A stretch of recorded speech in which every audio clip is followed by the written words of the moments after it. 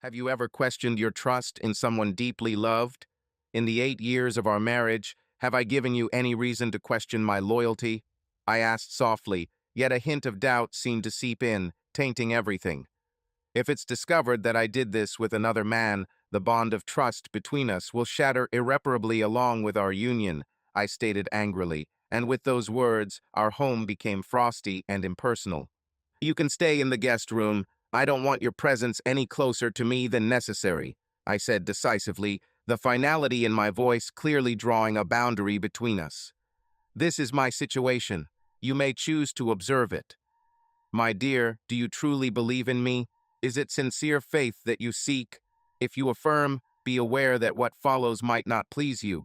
But if you deny, that could be more detrimental. Ken paused thoughtfully. Before I respond, can you clarify your motive for this question? It's not that I don't believe in you, but merely asking. However, there's a reason behind your query, and I wish to understand before responding.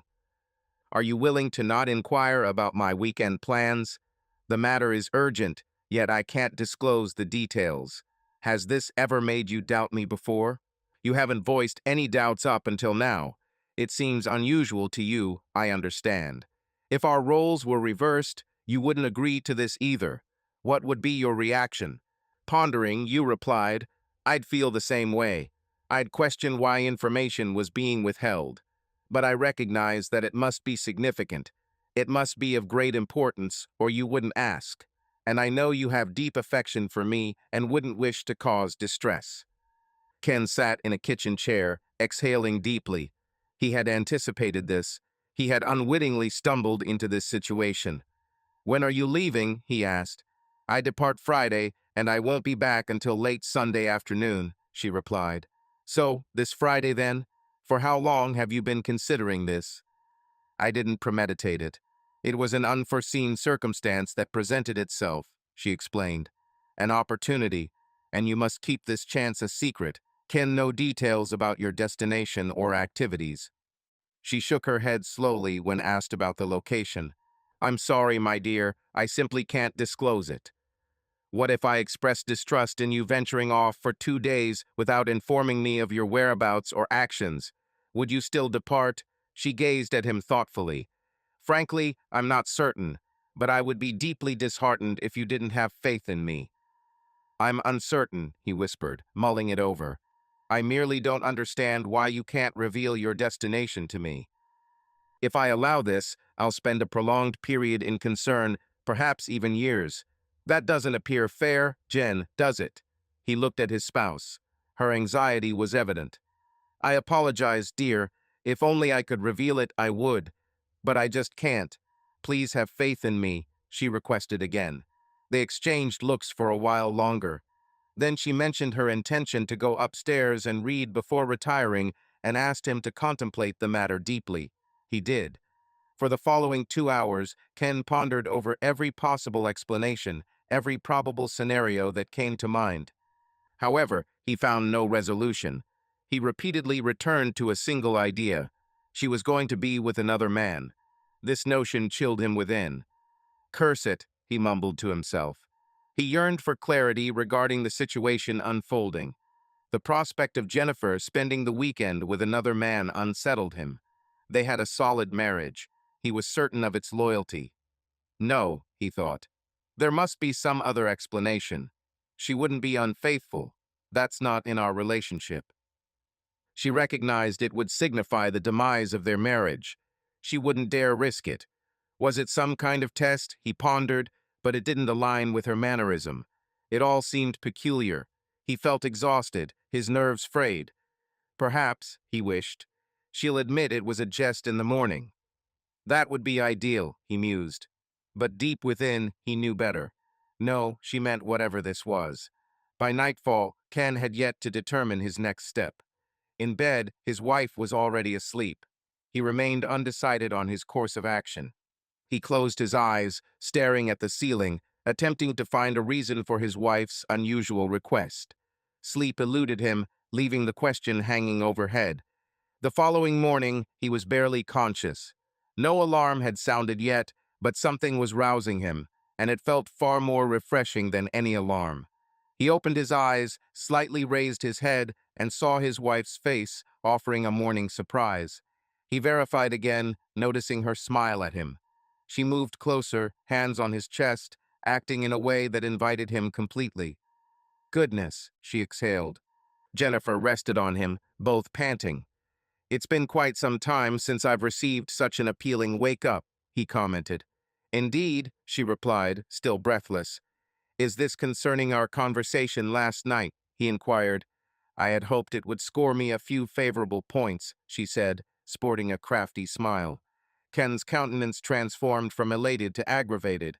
Her recent words made a pleasant moment seem manipulative. If she believes she can win my trust with this, she is sorely mistaken.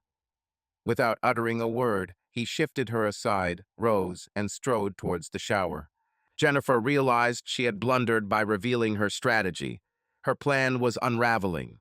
She pondered his question from last night. If he declines, would she still proceed? She was uncertain. She merely wished she wouldn't have to decide. She donned her robe and ventured to the kitchen. When Ken emerged, breakfast was prepared with a cheerful grin and a kiss on the cheek. She was overdoing it. He deemed it futile. He had decided in the shower. He merely wished he was making the correct decision. "Have your feelings altered since last night?" he inquired. "No, love," she responded, shaking her head. "I must carry out this action. Indeed, I shall allow you to follow your desires and refrain from inquiry. Love, thank you." He interrupted her. "However, I want you to understand that you've wounded me, Jen. You ask for trust, but withhold information.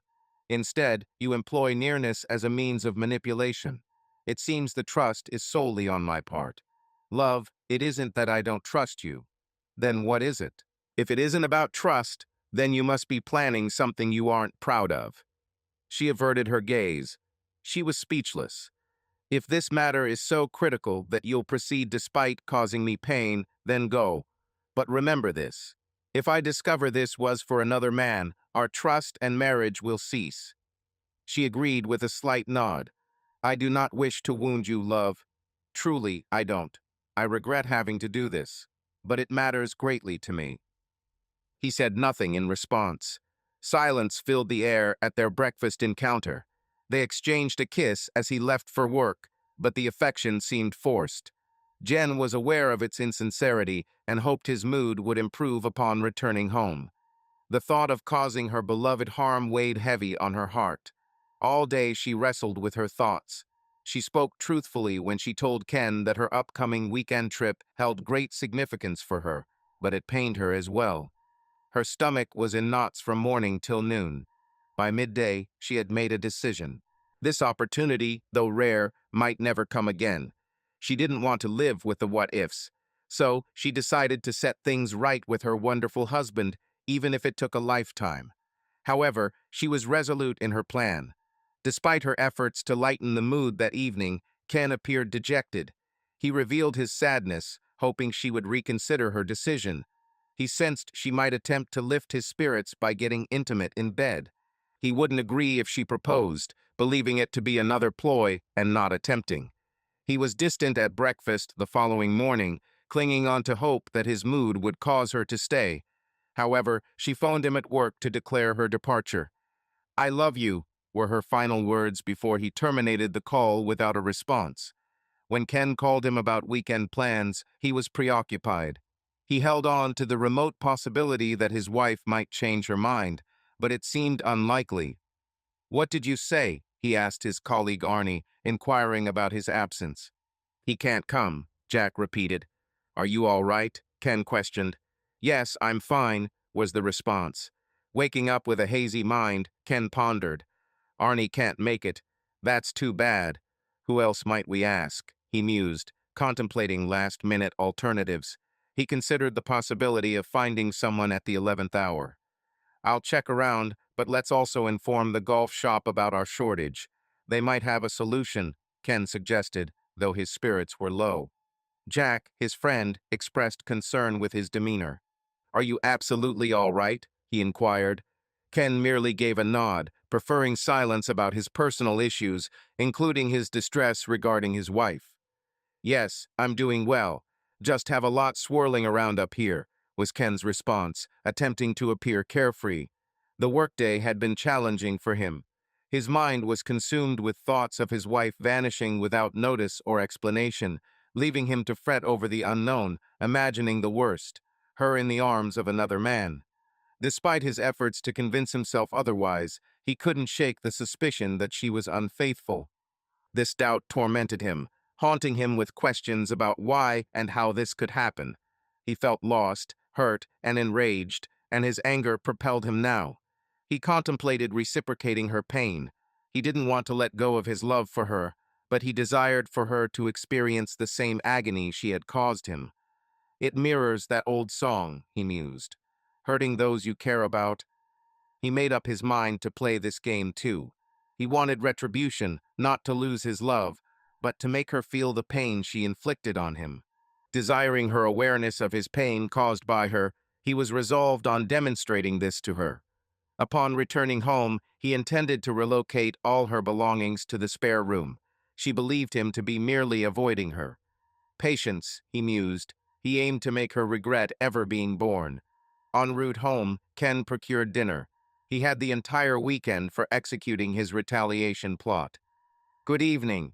May I offer you a drink?" a courteous waitress inquired, presenting him with a menu. "Coffee, please," he responded, glancing at the menu. Merely looking made him queasy. His anger masked his anxiety until now. His hands trembled slightly as he accepted a glass of water. Again, his mind wandered to ominous places, visualizing his spouse with another man. "Are we good? Made up your mind yet?" The cheerful voice echoed once more. Ken had to ask her to repeat. "What would you like for dinner?" she inquired again, speaking slowly. "Just the coffee," he replied, returning the menu. Ken sat, sipping coffee and immersed in melancholic thoughts. He refrained from crying again, managing this temporarily. It was nearing dusk when Ken arrived home. Deep within, he yearned to find her there, waiting to embrace and kiss him. Yet, the sight of the dim, vacant home extinguished that fleeting hope. His anger resurfaced with vigor as he stepped inside the deserted dwelling. The weight of his day's anxieties erupted. Enraged, he vented his frustration on a lamp in the hall, sending it soaring through the air, its cord snapping as it collided and ruined his beloved painting. The painting plummeted, shards of glass and debris from the lamp strewn across the floor as he stormed upstairs. Impulsively, he snatched her garments from their room and transferred them to the guest room. It took multiple trips, carrying armfuls of hangers until he had relocated all her belongings. Back in their room, he left her underwear drawer untouched, merely pulling it out and casting it on the guest room floor. His anger consumed him, and he wanted her to feel it. In the dead of night, a different thought occurred. What if she was orchestrating these actions for his benefit? What if she harbored a grand secret and couldn't disclose it? A foolish notion, perhaps. At 2 in the morning following a taxing day, Ken looked at the clock and found himself wide awake despite feeling exhausted and emotional. A single tear trickled down his cheek onto his pillow as he contemplated her upcoming trip, wondering if it might be for him.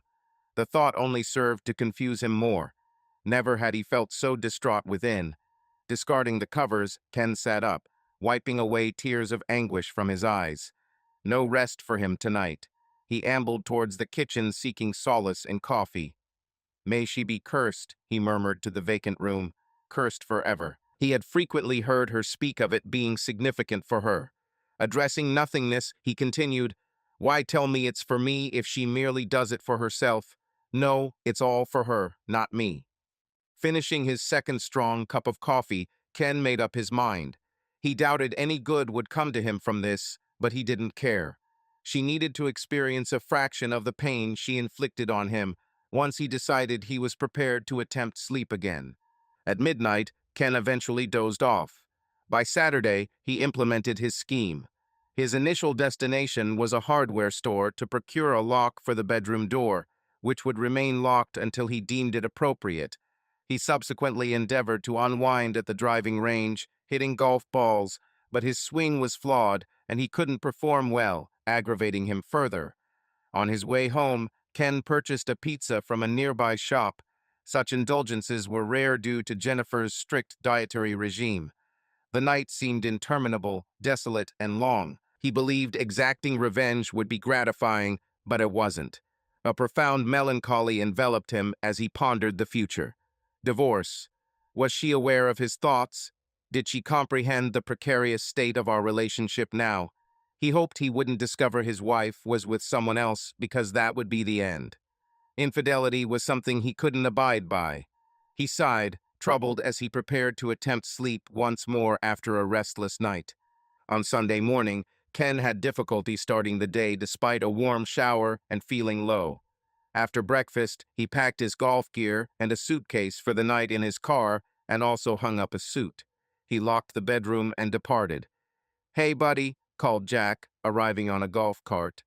"You still seem down. Are you all right?" he inquired, pulling up to transfer his golf clubs to the cart. "Jen and I had a minor argument, that's all. It's not the end of the world," replied Ken, arranging his clubs on the cart. Jack glanced into the trunk before closing it and saw the suit. "Are you leaving her?" he questioned, looking worried. "No, not exactly. I just need a break for a night." "Let's go," he said, changing the subject. "Did they find someone else to play?" "In a sense, yes. What do you mean? They either did or didn't."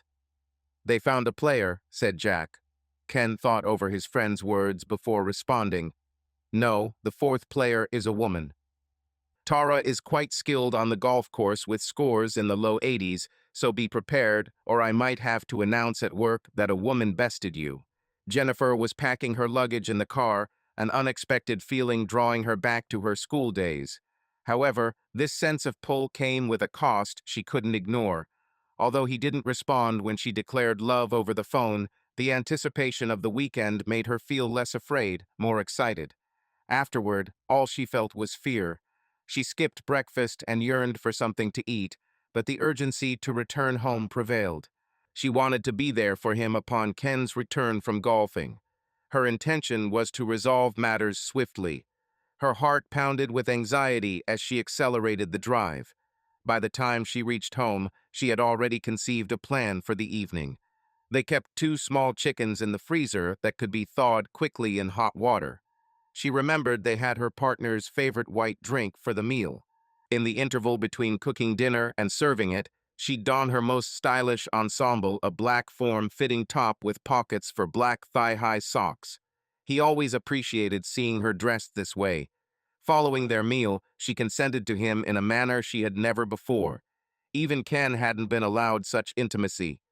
"Yes," she pondered, "I'll assure he understands I belong only to him. After tonight, he'll begin to forgive me, and our secrets will be no more. I'll make him feel like royalty because that's what he is, despite the sweltering weather outside." A chill ran through her as she entered the house. Once a haven of warmth and comfort, it now seemed vacant and chilly. She dropped her bag and observed the lamp was absent from the table. Jennifer surveyed her surroundings and noticed Ken's cherished painting had vanished too. Her gaze followed the scratch on the wall to the debris of what was once there. She let out a gasp and hastily covered her mouth. Her anxiety escalated as she contemplated the possibility that Ken might have thrown the lamp against the wall, damaging the artwork.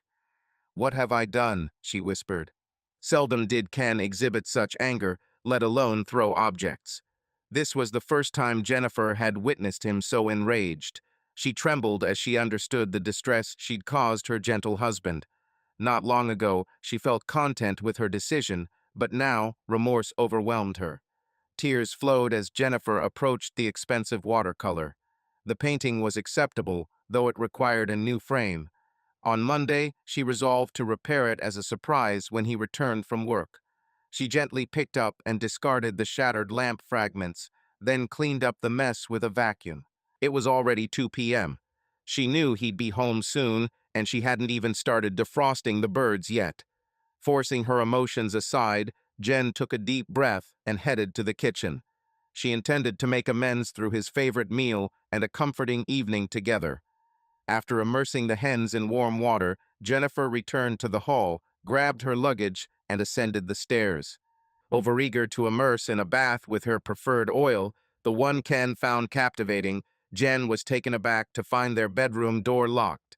At the peak of the stairs, she discovered the lock as she attempted to turn the knob, but it took a while for her to comprehend why the door wouldn't budge. Then it struck her.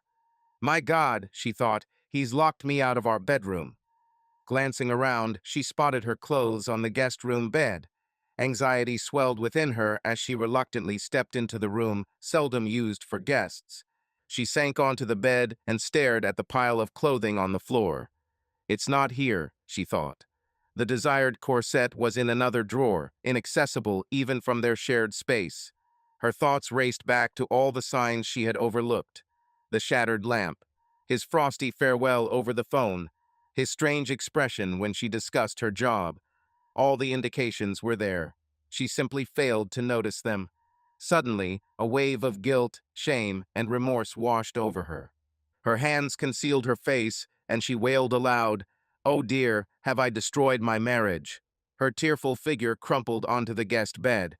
Tremors racked her body as tears continued to flow. She was aware of his displeasure, yet uncertain about its depth or his fury.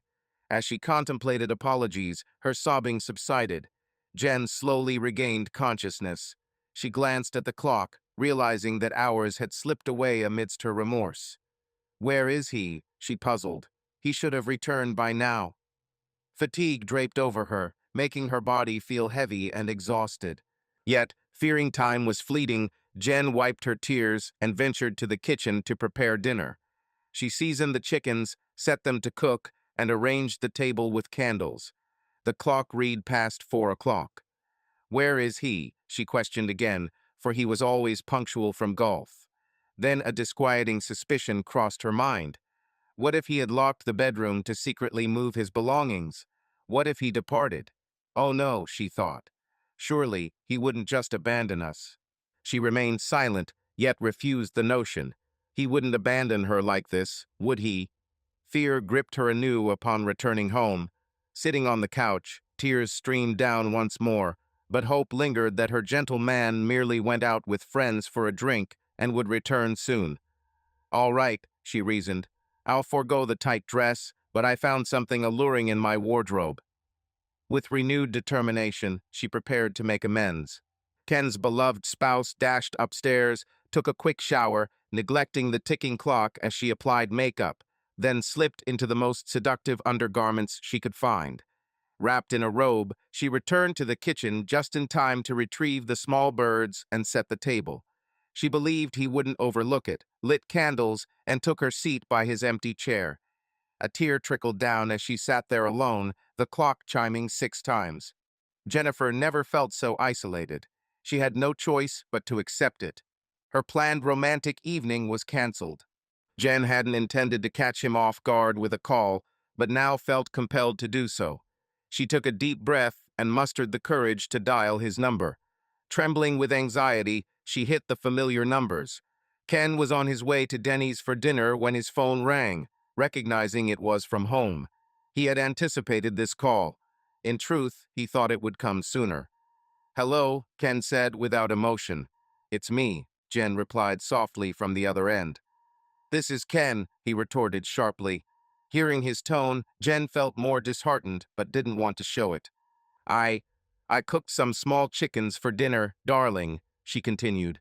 "When are you coming back?" Ken questioned. "I don't know, maybe tomorrow, maybe next week. I'm not certain." He added, "Please come back, I'm sorry. I realize I've hurt you. Let me make amends. Let me set things right." "But how will you do that, Jen?" he inquired. "How will you alleviate the concerns and apprehensions I've felt all weekend? You've prompted various possibilities as to why you refuse to disclose your location, yet they all point towards one conclusion: you were with another man. This seems the only feasible explanation, Jen. It's the sole possibility, my love. I implore you to believe me. What I undertook was a long-held ambition of mine, something I had to accomplish. I can't share what that was with you. Please, dear, please return. I vow to set things right. I guarantee it. I'll do whatever is necessary. Yours truly." Hearing your sobs tugged at my heartstrings, but I am resolute in making you understand how I feel. "I may visit tomorrow after work," I said firmly. My love, won't you return now, please? No, I can't. All right, you replied, sobbing. Can I ask where you are? No. If I don't need to know where you were, you don't need to know where I am or who I'm with. Hearing those final words made you feel even more wretched, almost nauseous. You had to suppress your emotions and swallow before responding again. Brother, are you in a relationship? Friend, please don't. I didn't confirm being with anyone, but if I can't inquire, neither can you. Brother, that's unfair. You promised we wouldn't pry. You said I could leave. Please, return so we can move past this weekend. Jen, pay attention. My entire weekend was filled with worry about whether you were with someone else. I have never felt so angry or hurt. It will take a significant amount of time to forgive and forget. For now, I don't desire any reconciliatory attempts. I don't want you close to me. I don't even want you nearby unless absolutely necessary. That's why I locked our room. You'll sleep in the other room until I say so. Upon hearing Jennifer cry as he ended the call, Brother felt confused. Why did she do this? It's not like her. Was her trip truly fine? He would feel remorseful if it was. This thought kept him awake again. All right, I need honesty. What's happening between you and Jennifer? Jack inquired as he entered Quinn's office and closed the door. Brother stopped focusing on his work. Jack confronted him directly, stating, Your car holds a bag and suit, you've lost to Terabyte and even me at golf, and Smitty almost beat you. Something is amiss, and it's not healthy to keep it bottled up. Let it out. Struggling as he might, Jack's words seemed valid. Perhaps confession was necessary. Jack, do you trust Jennifer? Jack responded with a grin. Absolutely. If she disappeared for the weekend without telling me where or whom she was with, I'd know it's her brothers. He admitted disliking the man. Lighten up, Jack. That's exactly what Jennifer did to me. She sought my approval for a weekend outing, but didn't want me to inquire about details. Her brother is a good person, with a spouse and children. No, there's only one explanation I can think of for this secretive behavior. She's with another man. Ken? That's implausible. Jennifer would never betray you. Really? Very well then. Spill it. What other option could there be? She's with someone else. 1. Can you suggest any other reason for her sudden departure? I can't fathom any. Did she give any clues or indications? All she mentioned was it was something necessary. It seemed related to an old childhood dream. And your assumption that she was with another man? Many young girls have dreams about romance. It might not be what you think. Perhaps it's something private she doesn't wish to share. Ken pondered momentarily before speaking up. I find it hard to believe a childhood memory would hold such significance that she'd prioritize it over my feelings. Agreed, Jack replied.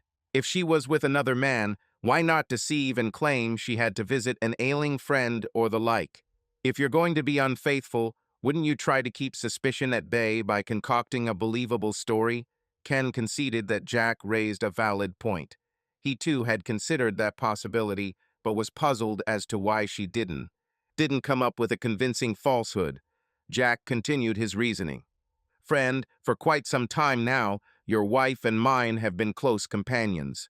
If Jen were being unfaithful, Marge would surely be aware. There's no question about that, and she wouldn't hesitate to inform me.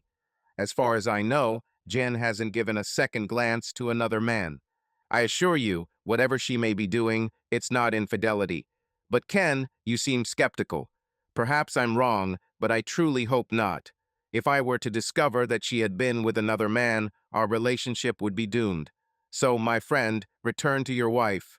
Put this weekend behind you. Whatever it was, it seems Jen is too reserved to disclose it. Oh, and our pal mentioned that she enjoyed herself and wants to join us again. Isn't that great?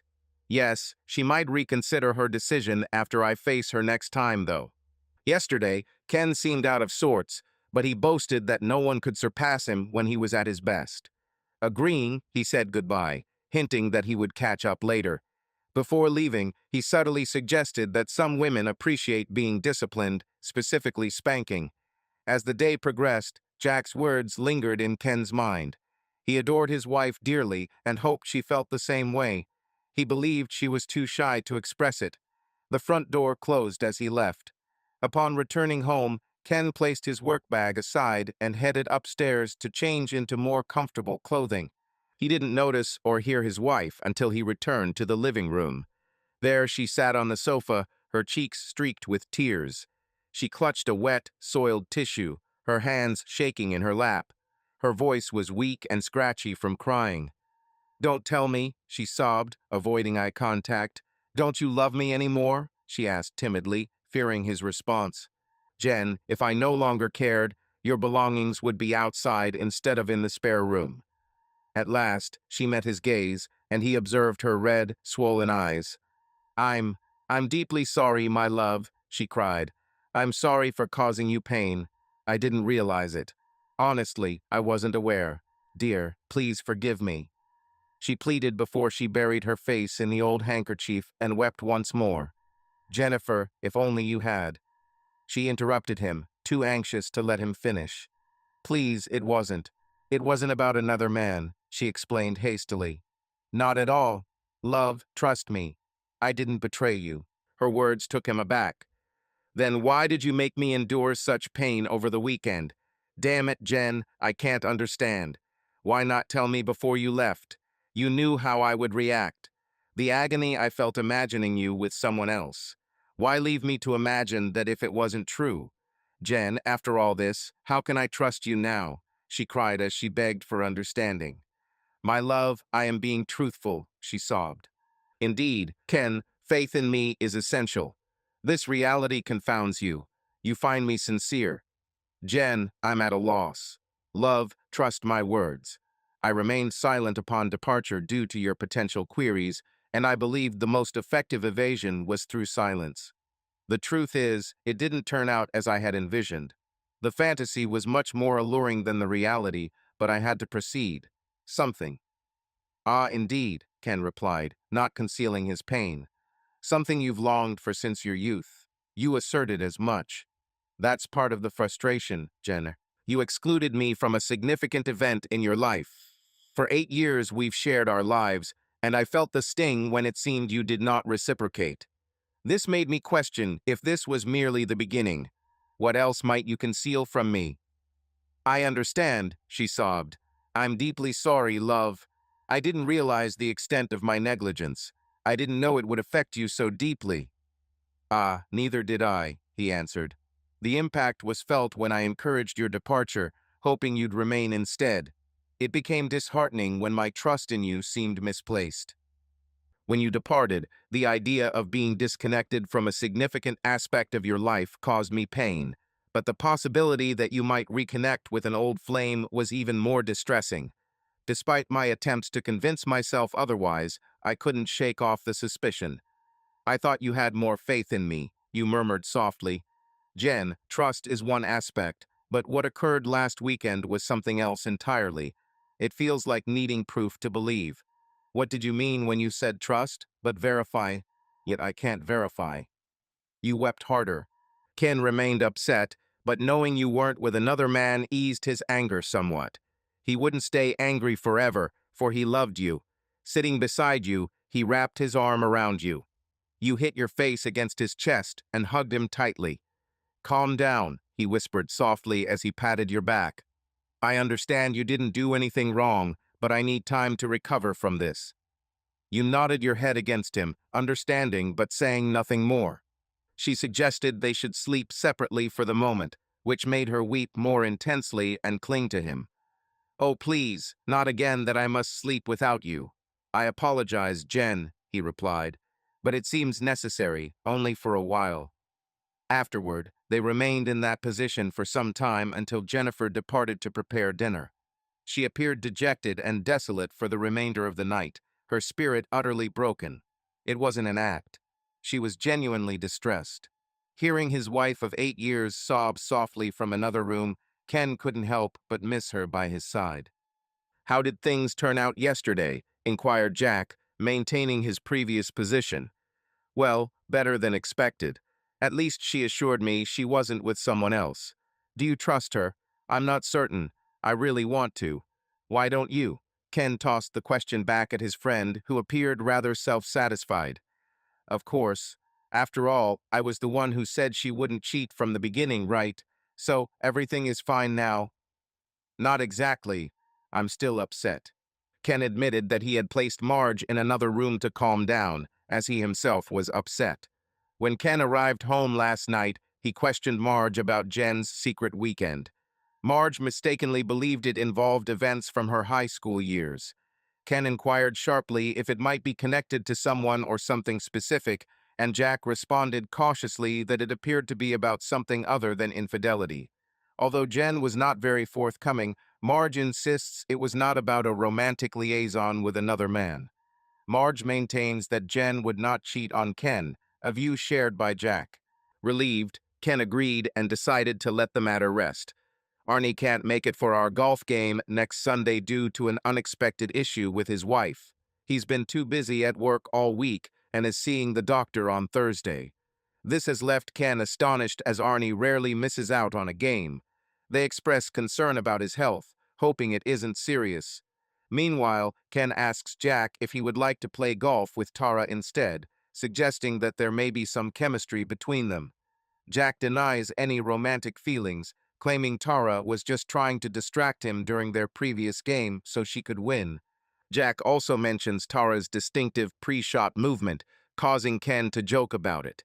However, Jack maintains that it won't help Tara win this time around. Ken felt more at ease after Jack departed from his office. He attempted to squelch feelings of jealousy or anxiety, instead striving for clarity. In 8 years, he had never witnessed his wife flirting with anyone else. Their relationship was strong, and she appeared content.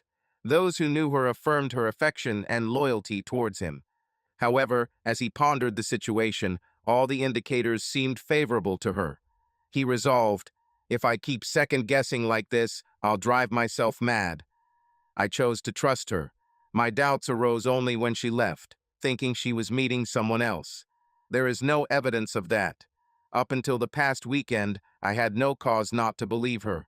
As far as I knew, she never deceived me. So why should I not accept her word that she wasn't with another man? I have no reason, none at all.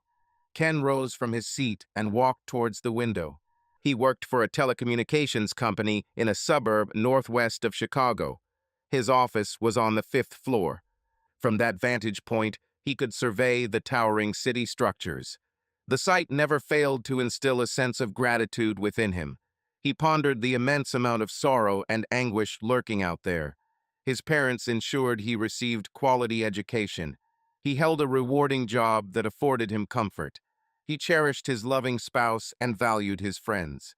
Indeed, he was quite fortunate. He harbored affection for her too. Unconsciously, he was persuading himself to pardon her. Ken made up his mind on the spot. He returned to his desk. The decision was finalized. He would continue to question what she had or hadn't done, and the pain of his past feelings would remain etched in his memory.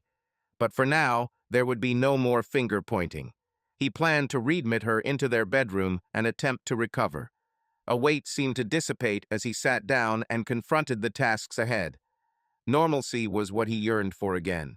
He had grown tired of speculating about her possible actions.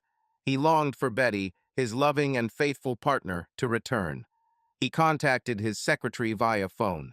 Could you fetch some coffee and assist me in organizing some items? Would you kindly oblige? At the end of the day, Ken and I had resolved our issues, marking the first time in nearly a week that he drove home with joy. Unbeknownst to Jennifer, her spouse's improved mood had plunged her further into melancholy. Her efforts to reconcile with her partner had faltered due to his anger and mistrust. After completing the morning chores and tidying the beds, Jen sought a way to demonstrate her affection for her husband when the phone rang. Her voice was hoarse. "Hello?" There was a brief pause. "You don't sound well," she was told. "Hello, Marge," she replied, recognizing it was her trusted friend. "Indeed, I am unwell. Is this concerning your unusual weekend?" "Yes," Marge attempted to joke. "One could say that. It seems Ken spoke with Jack." "And he informed you, didn't he?" her friend inquired. "So, what transpired? Where did you go?" Did he possess a large device? The final query enraged Jen. Marge, how presumptuous of you. There was no such device. I wasn't with anyone, just kidding around. Calm down then. Where did you go? I can't disclose that, Marge. It's a secret I can't share. There was more silence. Jen, you're my best friend. If you can't confide in me, who can you? That's it, Marge. I can't tell anyone. Reminded of your husband's situation, Marge. Don't make me feel any worse, Marge. If I could share it, I would. I'd tell Ken, but I simply can't. This is something you need to keep to yourself, she said, starting to cry again. I'm sorry for pressing, dear. Did Jen take a moment before speaking again? Has Jack informed you of Ken's intentions? Is he planning on leaving you? Dear, I don't know. But from what Jack mentioned, Ken is quite angry, but there was no talk of him leaving you, Marge. I can't imagine life without him, Jen. Don't jump to conclusions, Jen. Ken loves you. I believe he won't leave you. You didn't truly cause harm, did you, Jen? She remained silent. You haven't encountered him, Marge. He was enraged. He destroyed the hallway light against the wall and damaged his most cherished art piece. That sounds severe, Marge responded, slightly taken aback. Indeed, I've never seen him so furious before. The light was shattered, but the artwork remained unscathed. Only the frame was broken. I managed to fix it, and it's been back on display since yesterday, yet Ken seems oblivious or unwilling to discuss it. He's even keeping me out of our room now. Yes, I heard you, Jen. I believe he'll calm down soon. Just be cautious, Marge. I truly hope so. If I had known it would make him this angry, I wouldn't have done it. Absolutely, I won't repeat the mistake. Are you jesting? Never. Now all I yearn for is to be an ideal wife. No more feigning headaches or lack of interest at night. I just hope it's not too late. I won't ask what transpired, but after everything that has happened, was it worth it? After a brief pause, Jen revealed her secret to her friend. No, absolutely not. I should have left it as a fantasy. It was disappointing and not an experience I'd repeat. I understand. All I could think about returning home was making amends with my devoted spouse. However, our conversation was interrupted. You were crying once more. Jen, I'm truly sorry. Be strong, dear. Just demonstrate to Ken how much you care for him. I'm confident everything will be fine between you two. Thanks, Marge. Their conversation continued, but eventually, Jen was still uncertain about her marriage's future.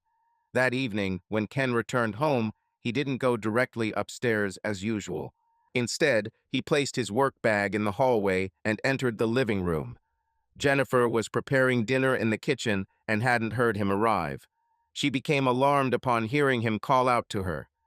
Jen, could you come here for a moment? Let's talk, he said. She hesitantly stepped into the living room, thinking she was in trouble. She had no idea what he wanted from her. Had their marriage ended? Sit down, Jen, he instructed, sitting on the couch and gesturing to the empty spot next to him. We need to talk. Tears welled up again as she sat down. It's all right. She felt a mix of fear and anxiety. What do you want? She asked. There's no need for tears, my dear, Ken reassured her, his gaze locked on hers.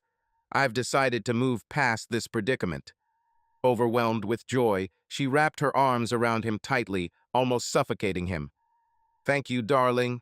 Are you all right? He managed to ask, needing to loosen her grip for breath. Hear me out, he continued. I don't want you trying to mend everything.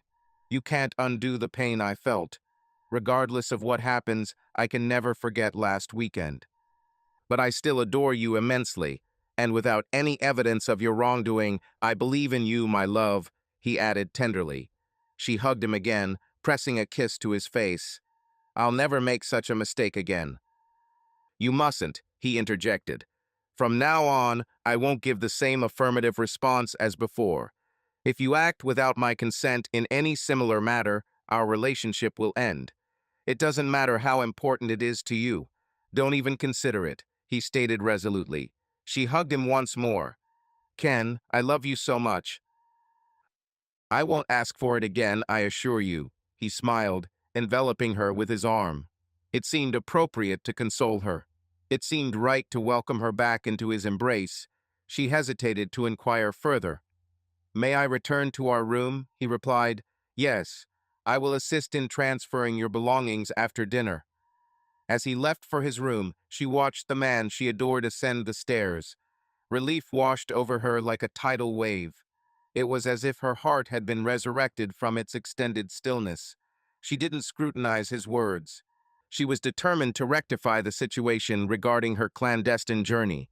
Later, in bed, he wavered about their closeness.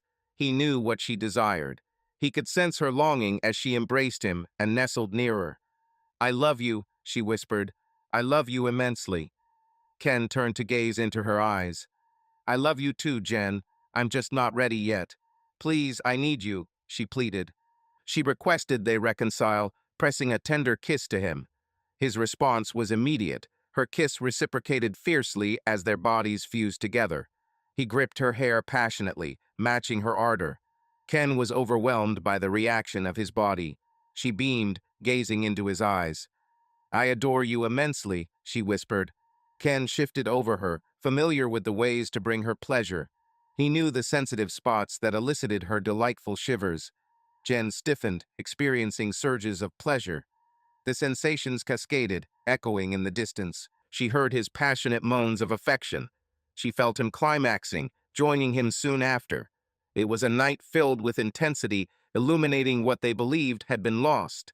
Eventually, Ken collapsed next to his spouse, closing his eyes to catch his breath. He sensed her labored breathing beside him as she snuggled into him. The following day at work, everyone, including Jack, noticed the transformation. Ken's radiant expression exposed the resolution. "You managed to mend things with Jen?" Jack deduced. "Yes," Ken confirmed. "I followed your advice." After returning home, he grew closer to someone. "Thanks, buddy," he responded, smiling at Jack, who patted him. "I told you I'd lend a hand," Jack chuckled. "Do you think she'll let you go out on Saturday? Let's hit some balls then." He added with a laugh, "I could really use it." Jack agreed, and they made plans to meet at the range at 2 p.m. For the rest of the week, everything seemed to be going his way. At home, Jen was more affectionate than ever. Ken knew she was trying to reconcile, but he didn't mind. It felt good. At work, luck favored him too. A significant client he had been pursuing for 2 years finally signed a large deal. This would bring in nearly $2 million annually for the company and a bonus for him. By Sunday's golf game, Ken felt like he was on top of the world. "Are you ready to lose?" Tara teased with a broad grin. "She's trying to antagonize me," Ken thought. "Not this time. Watch out, girl. By the time we reach the back nine, you'll be asking for mercy," he replied confidently, and he was correct. By the 10th tee, Ken was 4 strokes ahead of Tara and 8 strokes ahead of Jack and Smitty. Following the last round, Ken concealed his triumph barely, having outperformed everyone in one of his finest golf matches. Transitioning to the lounge, Tara offered to cover the drinks. "I recognize a worthy opponent when I see one," she quipped as they settled down.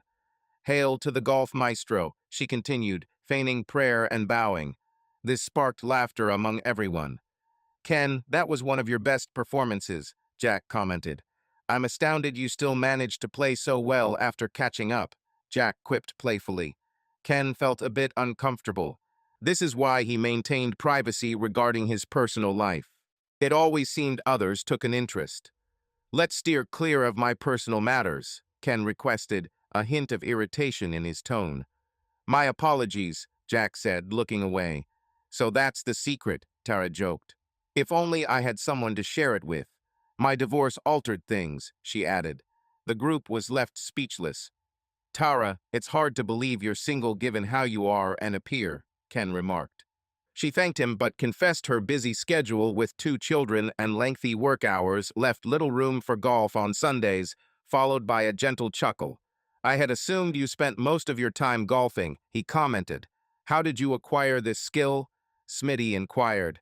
Tara shared that her former spouse, not well known but a teacher at Seven Winds Country Club, is a professional golfer. This piqued Ken's interest as he realized she was Tony Blakely's ex. "Perchance I had a role in your divorce?" Ken quipped, causing laughter among the group. The conversation then steered towards Arnie's absence. Attempts to reach him were unsuccessful, and Jack informed them that Arnie had undergone an MRI and blood tests last Thursday, with results to be revealed tomorrow. This news seemed to displease Smitty, who expressed hope for his return next week, as the group has been playing together for quite some time. Ken echoed this sentiment, and Tara signaled her understanding by raising her glass. To Arnie, wishing him a speedy recovery and hoping he returns in good spirits next week. The following day, Jack entered Ken's office with an air of distress. As Ken observed his friend's demeanor, he assumed they were concerned about their golf companion. Arnie? Ken inquired. Jack confirmed the news. Arnie has cancer, he disclosed. He has a cyst at the base of his spine that needs to be surgically removed tomorrow. After that, he will undergo chemotherapy and radiation. Linda was very upset, almost unable to speak on the phone. How is he? Ken asked. Will he be okay? Jack replied, I'm not sure. Given Linda's emotional state, Ken did not press for more details. Statewide was the hospital where Arnie was admitted, and Ken assumed Jack had informed him about this detail. Yes, statewide, he confirmed. Are you going there after work? Absolutely, Ken said. Have you informed Smitty yet? Definitely, Ken responded. He suggested that he might join as well. A good suggestion. I'll contact him from my office. As he said, see you later, and left, he stood up and departed. Agreeable if I reach out to others too. It seems Arnie won't be with us this year. Sure, Ken responded, more focused on his friend's state than the prospect of someone else filling in. He phoned his spouse, shared the news, and mentioned he'd be delayed as his companions had just arrived. Seeing them brought a smile to his face for the first time in days. Linda, his wife, greeted the golf friends warmly. For 2 hours they conversed and laughed. Even Linda managed a few smiles. When departing, they all expressed optimism about Ken's recovery. 3 days had passed since his surgery. Upon seeing him next, he appeared quite ill, causing Ken to wonder if he would pull through. His wife assured him the doctors were hopeful, but cautioned it would be a challenging journey. The friends witnessed Linda's affection towards him. He was fortunate. The following Sunday, Tara was invited to temporarily join the golf group until Arnie returned. Beneath their smiles, there were doubts if he would ever play again. Delighted to participate, Tara attended every Sunday without fail, even when it was freezing cold, and they teased her about playing with blue balls. Jack joked, You joining us when it's freezing? Tara retorted. I won't miss a chance to beat you on the field. You know that. Time passed, but Arnie didn't recover. His friends often visited him, and after surgery followed by chemotherapy and radiation, he was still too weak for work. The last time they saw him, Ken informed Jen that Linda looked exhausted. This weighed heavily on her. Though they weren't close, Linda was a good friend of Jen's husband, and she felt compelled to help. Honey, she said, do you think she would accept some assistance? Perhaps I can convince Marge to accompany me and offer assistance with errands or chores, granting her more time with Arnie and allowing for some relaxation. It seems like an excellent idea, doesn't it? Ken replied, holding her affectionately and planting a kiss on her head. She leaned against his chest, feeling secure. A shiver ran through her as she contemplated Marge's situation. Do you love me? She inquired. Ken tightened his embrace. I do, he confirmed. The following day, after organizing the house and preparing 2 steaks to marinate, Jen contacted her friend. Hello, Marge responded. Hey, Marge. How are you? Good, you? Considering settling down? To tell the truth, I'm not sure if they ever will. He's making an effort, but I've caused him a lot of pain. He gives the impression that he's okay now. However, I can see that he isn't, especially when he recalls that weekend. Occasionally, it seems as though he holds back from expressing himself, or I notice him lost in thought with a sorrowful expression. When I ask if he's all right, he says yes and then departs. Occasionally, he's not as close as before in an intimate sense. Stay strong, dear. You're correct. He's wounded, and it will require time for him to fully forgive. Give him space. I truly hope so. Marge, I'm doing everything possible. I keep the house tidy, prepare his favorite meals, and I'm there for him in bed. I'm putting in a lot of effort. I understand you are, sweetie. Perhaps you're trying too hard. Could it be because you love him or feel guilty about your actions? Jen was taken aback by this question. She remained silent initially. After a moment of quiet, Marge spoke again. Yes, I'm here, she said. I just needed a moment to reflect. Both, actually. I I'm not certain. In truth, I do feel guilty. Extremely guilty for causing him pain, said Marge. That could be it. Ken is intelligent. He might think that you're doing all this because you feel guilty. Deep down, he may believe. If she feels so guilty, did she do something wrong? But I did do wrong. I hurt my partner. Maybe you should sit with him and admit why you've been trying to make amends. Marge acknowledged she had been overzealous in trying to mend things after her absence. I realize I've been pushing too hard because I feel guilty for hurting him. She admitted disregarding Ken's advice not to make an effort to fix the situation, promising to back off now. Marge suggested that maintaining a normal routine might help restore the status quo and possibly appease Ken. You need to act normally, as if nothing has changed. Ken might even enjoy all this fuss, but it also reminds him of our absence. Jen considered Marge's advice. Your insights seem astute. You're right, Marge. That makes a lot of sense.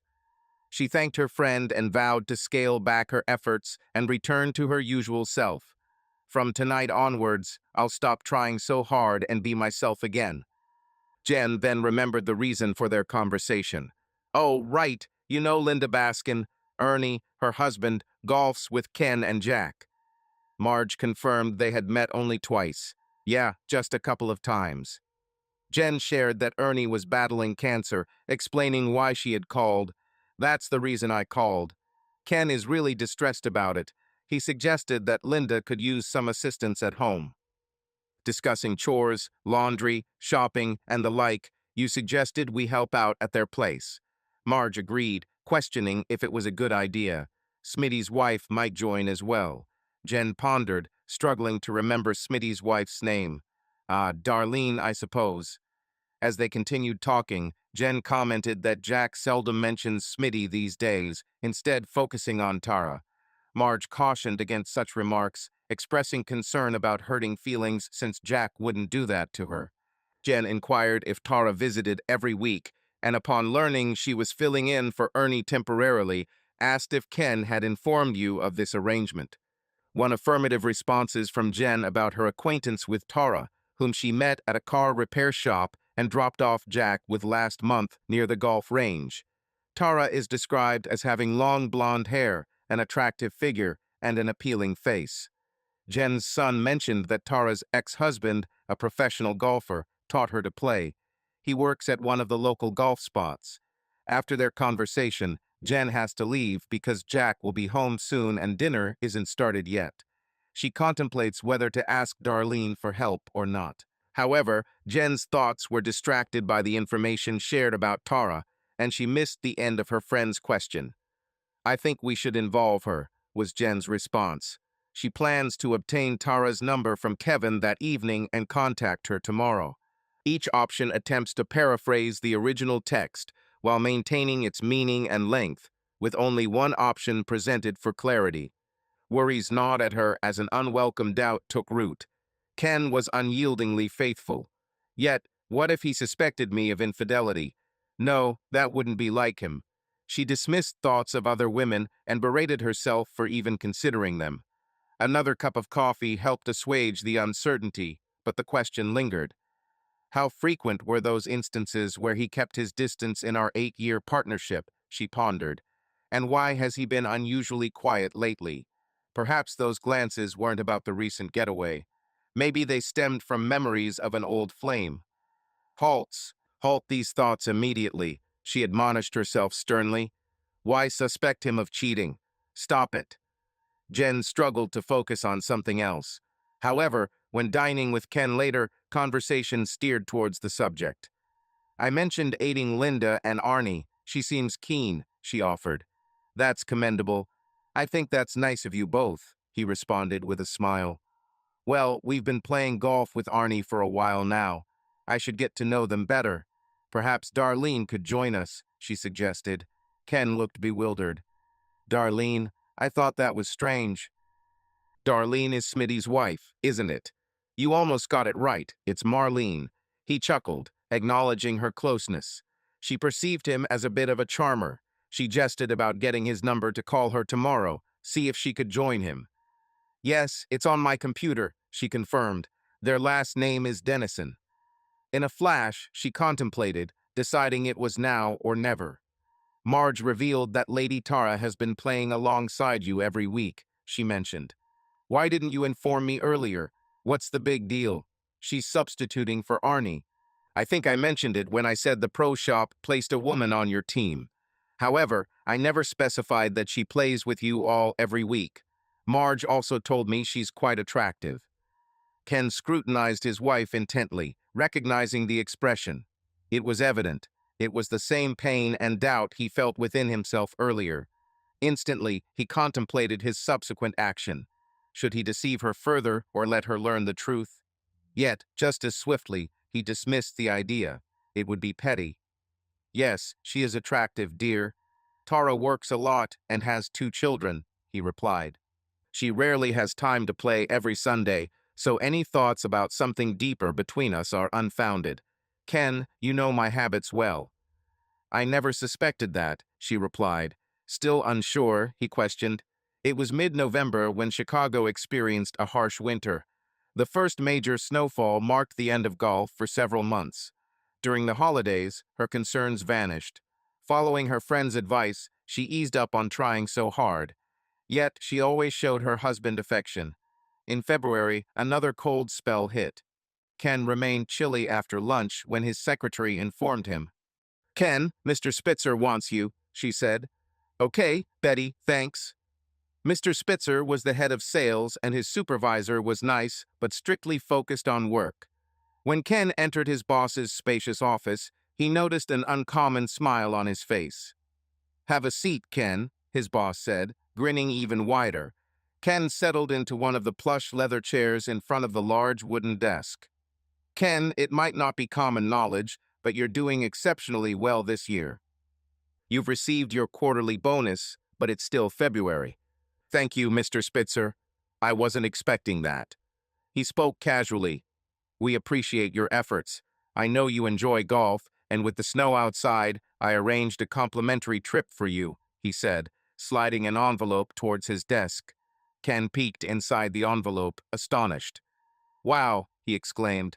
A golf trip to Hilton Head? For me and 3 companions, fully covered? Yes, and since we thought Jack would join you, I made sure both of you can get a Friday off, he explained, referring to the upcoming weekend. Ken expressed his gratitude profusely. Back in his office, he phoned Jack to share the exciting news. Okay, Jack replied enthusiastically. We need to contact Smitty and see if he's available on that Friday. As Ken prepared to dial, Jack pondered. Who else? He wondered. Arnie can't make it yet. Perhaps Tara? What do you think? It might be challenging. She's usually busy, Ken replied, dialing Smitty's work number and explaining the arrangement. Regrettably, Smitty is unable to attend due to insufficient vacation time. Ken and Jack were dismayed by his absence from the upcoming enjoyable excursion, but he's tied up till year-end. He can't forego work without financial loss. Furthermore, he mentioned post-Christmas expenses were excessively high. I'm afraid I can't go. I told Marlene I was going golfing for 3 days. She wouldn't be happy. My apologies, guys, Smitty said. Upon Ken hanging up, Jack responded with a disappointed dang. Now what? Ken pondered. He considered calling Tara and inquired if she could participate. If not, it would likely just be him and Jack. Tara was taken aback by the call from Ken, as they hadn't communicated in nearly 3 months, and she didn't anticipate a conversation until another month. She found the trip idea appealing. She had accumulated sufficient sick days. She believed her ex might take the children for a while or her parents could babysit. Upon learning Smitty wouldn't be there, and it would just be the 3 of them, Tara proposed an idea. Would you mind if another woman joined us? She inquired. Ah, who's that, and can she participate? It's my sister Laura, residing in Atlanta.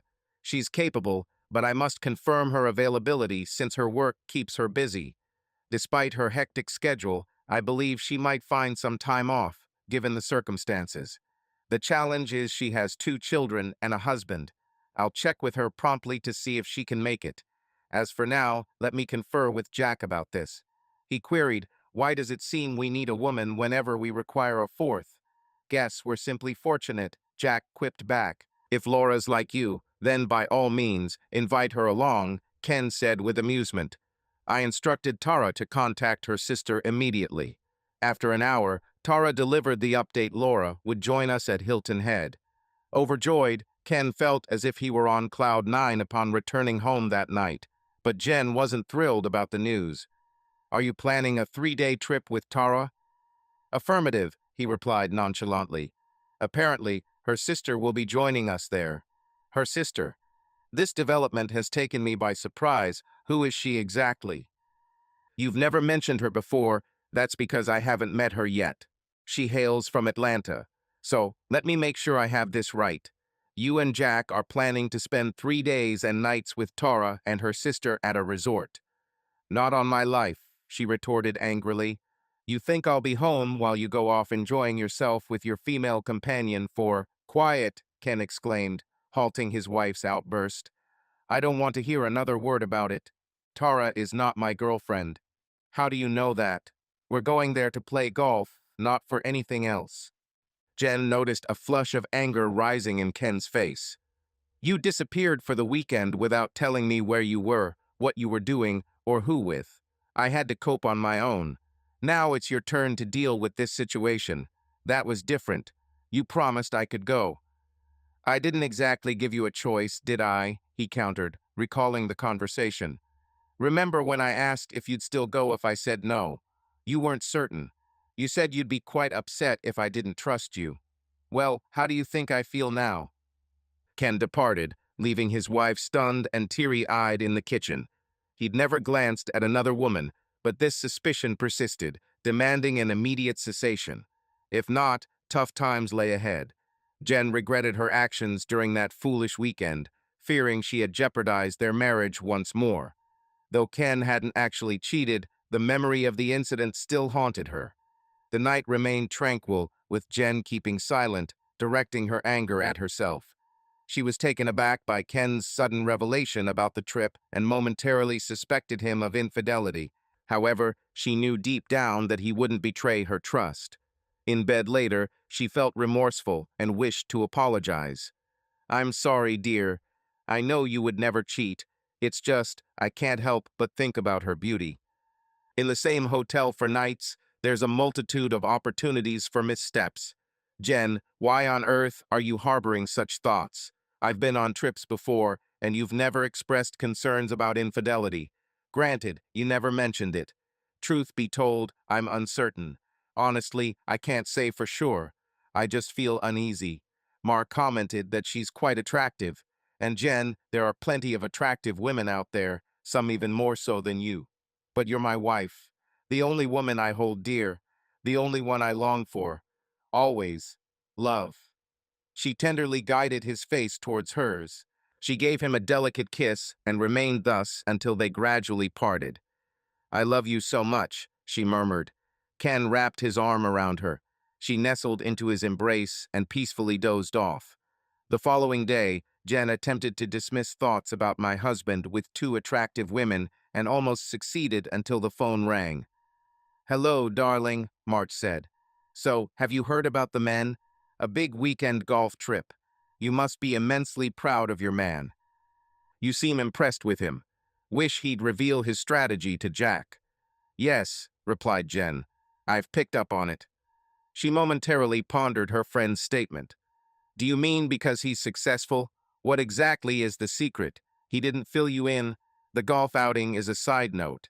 Ken has surpassed his sales target for the quarter.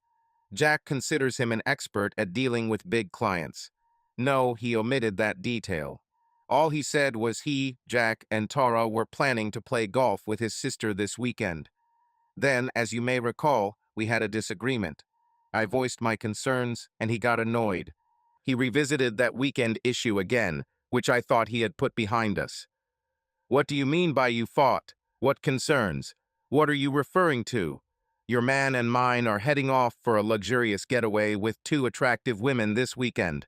Doesn't that irk you? Well, when you frame it like that, March chuckled. No, I'm not irritated. Not at all. Jen, ever since our adventurous trip, you've been uneasy. First, Ken suspected you of wrongdoing. Now you suspect him. How are you two doing? I'm troubled, March. You're correct in your assessment. I've been uneasy. It won't leave me. I fear that Ken still suspects my infidelity during our trip, and I worry he might retaliate. Check yourself, Jen. Calm down. Ken isn't going to do anything foolish with anyone. You know him well. This wasn't something he planned, it just happened. It was Jack who contacted Tara, not Smitty, and he dropped out. That's when Tara mentioned her sister joining. It wasn't Ken who orchestrated this. It all unfolded quickly. Instead of blaming him, you should support him. Jen remained quiet, contemplating her friend's words. Despite her silliness, she couldn't shake off the unease. Pay attention, March said. How about we go to a movie Saturday night? It might help distract you for a while. Thanks, March. That's a sensible idea. I'll call you later to decide on the film. As they ended their conversation, Jen resolved to cease her foolish behavior, to take her friend's advice and offer the love and attention her man deserves.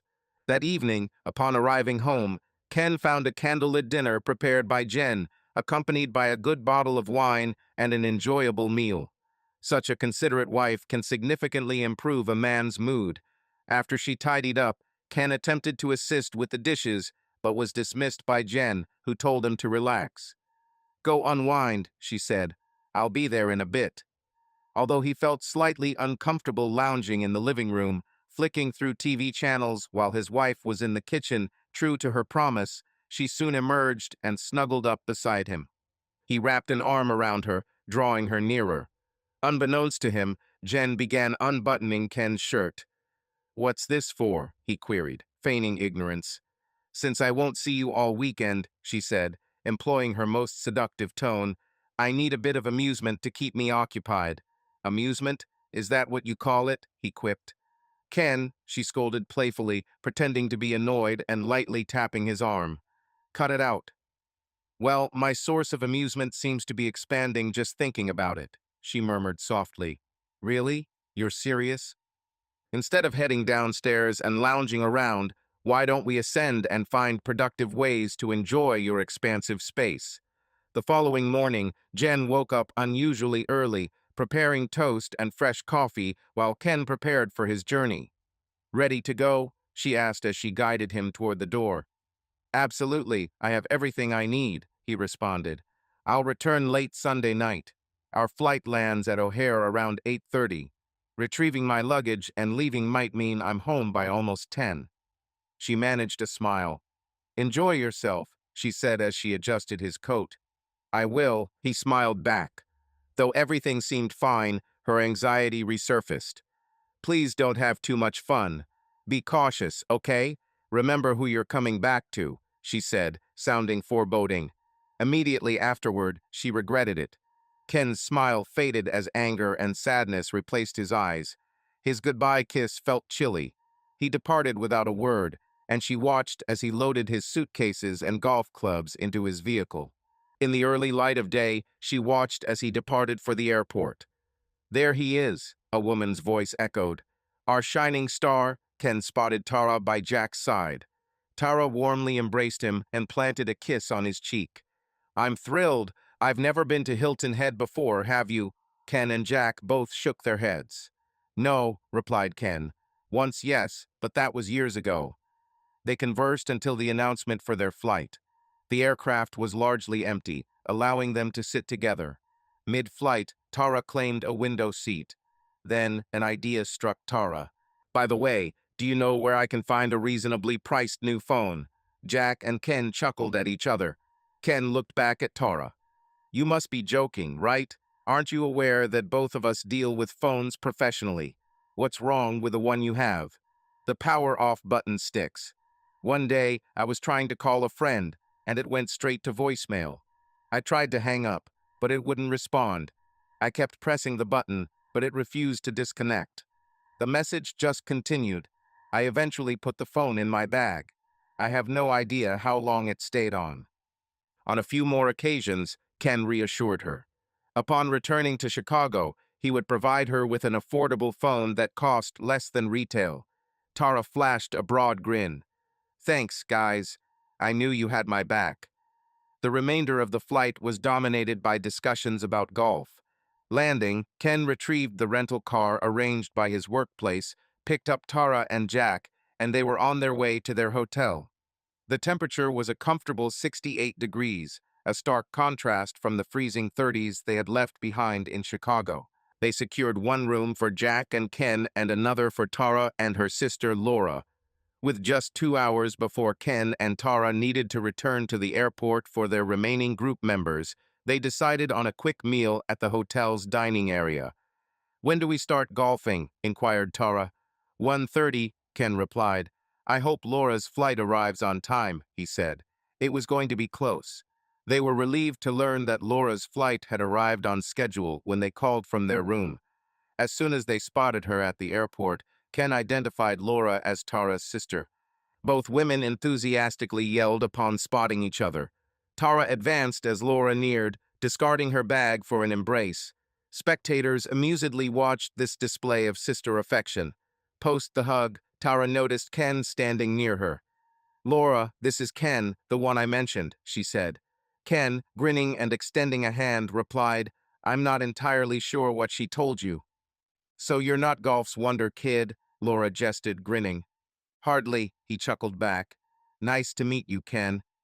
"That's all I brought with me," she pointed out, gesturing at her bag. "However, we need to fetch your clubs from baggage claim." Upon witnessing her golf bags arrive on the carousel, he collected them, hoisted her clubs, and they were ready for 3 days of golfing fun on expansive greens. "I told you he was good," Tara said to Laura, sitting down to grab a drink and discuss their scores. "Yes, you weren't kidding. What did you score, Ken?" he nonchalantly replied. 84. "You performed well too, with a score of 93, not bad at all." "Tara, you and Jack both scored 91. Laura, your playing style is reminiscent of your sister's." Tara chimed in. "That makes sense since we were taught by the same instructor." Jack wondered, "But weren't you being coached by your ex?" Tara clarified. "We both were." She added, "Let me correct a misunderstanding. Tony may be good, but he isn't worth traveling from Atlanta to Chicago for a lesson." The sisters chuckled. "Actually," Laura explained, "I have lived in Chicago all my life, and until last year, we resided just a few blocks apart. Having a professional golfer as a brother-in-law is the next best thing." She paused, remembering they were discussing her sister's ex-husband. A moment of reminiscing Tara's emotional turmoil during the divorce crossed her mind. "I apologize," she said, taking her sister's hand. "I didn't mean to bring him up." Tara quickly interjected, "It's okay." She glanced at Jack and Ken. "Since our separation, I didn't want his name mentioned around me," she concluded. Their relationship ended as he started something new. One day, under the weather from work, I stumbled upon them. Quite a surprise. "What did you end up doing?" Jack inquired. "I broke things off with him, naturally, yet what were your actions at that moment?" Ken intervened before Jack could blunder. "Wow, that must have been tough for you, Tara." She merely nodded in response. "It was. At first, I was deeply captivated by him. He was exhilarating and brimming with vitality. He aspired to compete with the best. Despite 3 attempts, he failed to make it into Q school. It struck him hard when he accepted a teaching position at 7 wins. His interest in many things, including me, began to wane." "I'm sorry," Ken repeated. "Me too," Jack echoed. However, that was all in the past. Tara wasn't keen on discussing her separation any further. So, Ken steered the conversation towards Laura. "So, why did you relocate to Atlanta?" "I work for Guys and Dolls, a clothing store. I used to manage our Chicago branch." Last year, they offered me a more significant role, but I had to move to Atlanta. And your husband? Jack inquired. Did he recently quit his job? Tara's husband optimizes company efficiency, primarily working remotely but frequently traveling. Unsurprisingly, relocation didn't pose a problem for him. Do you have children? Jack inquired. Indeed, she confirmed, picking up her handbag. They are the center of my universe. Laura proudly displayed her children's photos. You have a beautiful family, Jack complimented. Pulling out his wallet, he added, Here's mine. Tara followed suit. Then both ladies turned to Ken. Aware of its sensitive nature, Jack tried to change the subject to golf to spare Ken from sharing his personal tragedy. However, Laura persisted. What about you, Ken? Any kids? He hesitated, considering simply denying and moving on. But the pain of Terry's divorce had faded with time. After 2 years of marriage, his wife Jennifer was expecting, but they lost their baby at 7 months. She grieved for a year following the loss. Both attended support groups to cope, but Jennifer decided not to try again. Since then, she's been taking medication to prevent pregnancy. The news left both friends stunned. I'm truly sorry, Ken, they said simultaneously. Thanks, he responded. You never truly get over something like that. You just learn to manage it. His tone lightened slightly as he rummaged through his wallet. I do have a picture of my wife, though. She's beautiful, remarked Tara, scrutinizing the image. May I see? Inquired Laura. Tara passed the photo to her. Only Tara detected the alteration in Laura's expression. Since childhood, Laura's face would tense when she felt anxious. It was a minor detail, but Tara always observed it. Yes, Laura replied swiftly, returning the picture to Ken. She's very beautiful. The following morning, they convened for breakfast before their first game of golf. They had a match scheduled for 7:20 a.m. and another from 4 p.m. to 12 p.m. The next day was Sunday. They were set for a morning game, then they would need to gather their belongings and return to snowy Chicago. Apart from Laura, she was returning to her family in Atlanta since the previous Friday afternoon. During their conversation, they discussed their families. Tara noticed Laura seemed subdued. She asked about it that night, but Laura explained she was just tired from the trip and playing golf soon after landing. Tara accepted this explanation then, but the next day, even after a good sleep, Laura still appeared strange. Tara felt concerned about her sister's well-being but knew they couldn't talk until evening as they had a busy day ahead. Meanwhile, Ken and the others were preparing for their second round of golf that day. Simultaneously, Jen's phone rang in Chicago. With moist eyes, she answered, Hello? Hey there, Marge greeted cheerfully. So, have you decided on a movie for tonight? Marge, I apologize. I didn't even consider it. It was evident that she couldn't conceal her sadness. Jen, are you weeping? Marge, it seems. Ken hasn't contacted me. I believe he's distancing himself. Oh, Marge, what have I done wrong? What did I do? Clarify, Marge. What's going on? She sobbed in response. Jen, prepare some coffee and attempt to compose yourself. I'll be there in 20 minutes, and you can share everything with me, okay? She snuffled and then ended the call. Tara and Laura were lounging on their hotel room balcony. Following a packed day of 36 golf holes and dinner with Jack and Ken, it was time to unwind with wine and chat. For Tara, more pressing was determining why Laura seemed odd around Ken. Confide in me, what's the issue? You had a certain expression when you saw Ken's wife's picture. All day, you've been distant, particularly around Ken. Do you know his wife? If I disclose it, you must vow to keep it hidden from everyone. Can you do that? Yes, absolutely. I promise discretion. Laura glanced into her wine, ready to speak when the phone rang. Hold on, Tara said. Upon answering the call, she found it was Ken. Switching to speakerphone, she said, Hi, Ken. What's up? To which he replied, Hey there. Feeling slightly uncertain, she responded, Hi. He suggested, How about we grab dinner one last time before we all leave? I found a nice place not far from here on our way to the airport and thought it would be perfect to try out. Tara nodded at her sister in agreement. Laura approved of the idea. Sure, that sounds good, Tara replied. Count me in, added Laura. I'll make the reservation then, he offered. How about meeting for breakfast tomorrow at 8:30? That should give us enough time before our golf game. All right, see you then, they agreed. Hanging up the phone, Tara commented, He's a good guy, isn't he? To which Laura responded, Yes, I'll miss spending time with them, but let's hope their friend can join us next time. On the flight, they discussed him, expecting his possible participation this summer. However, let's focus on you. You seem distant as of late. Laura confided, feeling remorseful. I slept with her Ken's wife, Jennifer, she admitted. What? You did what? Whose wife? Ken's wife, Jennifer? This doesn't make sense. How did it happen? Just before leaving Chicago, Bill and the children were in Atlanta. My need to train my replacement kept me there. I was staying at Water Tower Place, you know. Tara listened, still puzzled. Thus, I was having lunch at one of the eateries downstairs when Jennifer approached my table. She recognized me since we dated her brother in high school. I couldn't believe she remembered me. I can barely recall Jerry's sister's face. We talked about Jerry, and she asked to sit. She mentioned that she once thought I was the most beautiful girl she had ever seen, which made me feel good. I asked if she had eaten. She continued. When you declined, I offered to pay for lunch due to my earnings from work. Following your meal selection, we continued our conversation. Laura, even now, I find it unclear. Tara, don't you remember how perplexed I was during high school?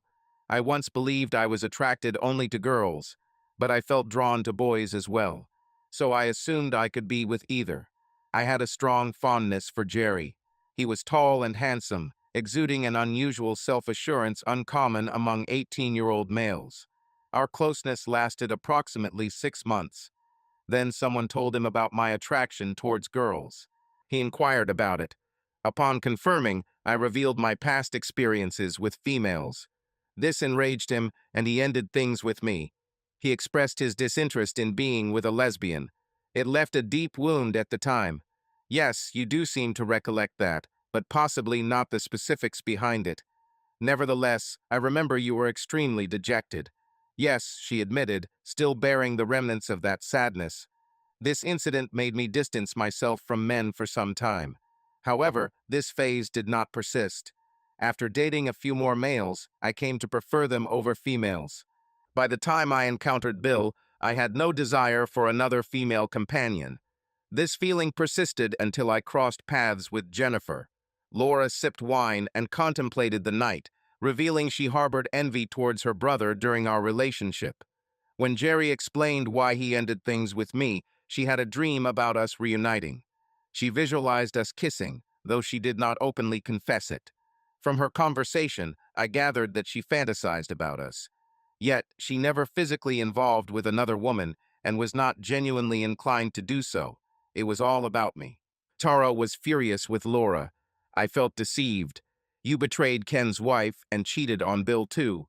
Don't you remember how devastated I was when Tony did the same? Laura, you were a source of comfort for me during that time. How could you act so treacherously? I understand your actions are unacceptable to me. Believe me, it was chaotic. It made me question my past feelings for women. Hearing her speak rekindled something within me, creating a powerful sensation. For years, I hadn't contemplated being with a woman since school, but something changed when she was there talking. Laura became emotional, tears streaming down her face. In a moment of weakness, I thought, why not? After all, my family was miles away and nobody would know. As it turned out, I didn't realize she was married. Laura slowly nodded when I asked if that was the case. I could see her rings. However, despite this revelation, I can't seem to move past it. She offered me encouragement through her tears. Tara left us, opening the sliding door to their room and retrieving her purse from the desk. She handed a tissue to Laura, who used it to wipe her face. After that exchange, I was the one who initiated things. Laura seemed taken aback at first, but when I explained that I would be leaving by Sunday and she'd never see me again, she became apprehensive about her husband finding out. I assured her he wouldn't suspect a lie like visiting a sick friend with a legitimate excuse. I suggested this was her one chance to fulfill her dreams. She worried about her husband discovering our affair, but I insisted that he would never know and there would be no complications or deep feelings involved, just a brief fling. She intended to fulfill her childhood dream, evident from her deep thoughts. I requested her contact information, advising her to ponder more at home. I promised to call the next day. As soon as I received her number, I was certain she would accept my proposition. Suddenly, both women were startled by an abrupt voice. "Oh no," Tara exclaimed, recalling her phone's habit of not disconnecting calls. "Ken? Is that you, Ken?" She looked at her sister with dread. "Ken? Did he overhear us? Everything we said?" "I believe so," Tara answered. "Oh no. Tara, what should I do? I'm so sorry." Earlier that day, the gathering at Hilton Head was unaware that Jen had shared her entire tale with Marge. Upset by her narration, Marge chose not to leave her alone. Instead of going to the movies, Marge invited a friend over, creating a private space for them in her kitchen. The children went to watch TV, allowing Marge and Jen to continue their conversation with coffee. Jen was still expressing her emotions when Marcel called, interrupting their heart-to-heart conversation. "Wait a moment, Jen," she said, accepting the call. "Hello, my love." Marge's expression shifted from joy to alarm as her husband spoke. "What? Why? Oh dear." Seeing her friend seem distressed, Jen was about to hang up. But Marge insisted she stay. Her concern deepened as Marge listened attentively with a worried look. "Couldn't you soothe him? How did he—" "Yes, it's true. I didn't know until today." Suddenly Jen looked concerned too. "What's wrong?" she asked. Marge appeared as if she had lost her confidante. She momentarily hid the phone. "Troubling news, dear. Give me a minute. Need more information." Reunited with the phone, she listened to her husband. "Oh no, no. I didn't swear in front of children. They are in the other room. She is here.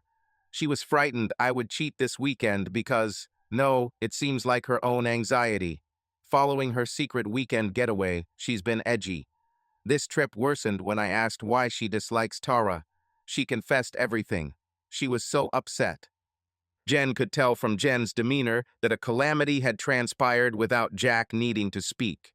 It appeared that some information about her had been disclosed, but she was puzzled about how it happened. "Couldn't you prevent this? Speak with him. Make him stop." Marge, looking concerned, shook her head slowly. "Of course, love. If he somehow returns, let me know. I love you too, sweetheart." As Marge turned to face Jen, fear etched itself deeply on Jen's countenance, as if her world had crumbled beneath her feet. Tears glistened on her cheeks, but a flicker of hope remained. Perhaps she misunderstood the conversation. However, Ken was miles away. How could he possibly find out her secret? Just as Jen finished contemplating this, Marge extinguished her remaining hope. "I suppose that's why he came to see you." "Ken knows," Marge whispered softly, her tone laced with compassion. Jen wept uncontrollably. "This is too much."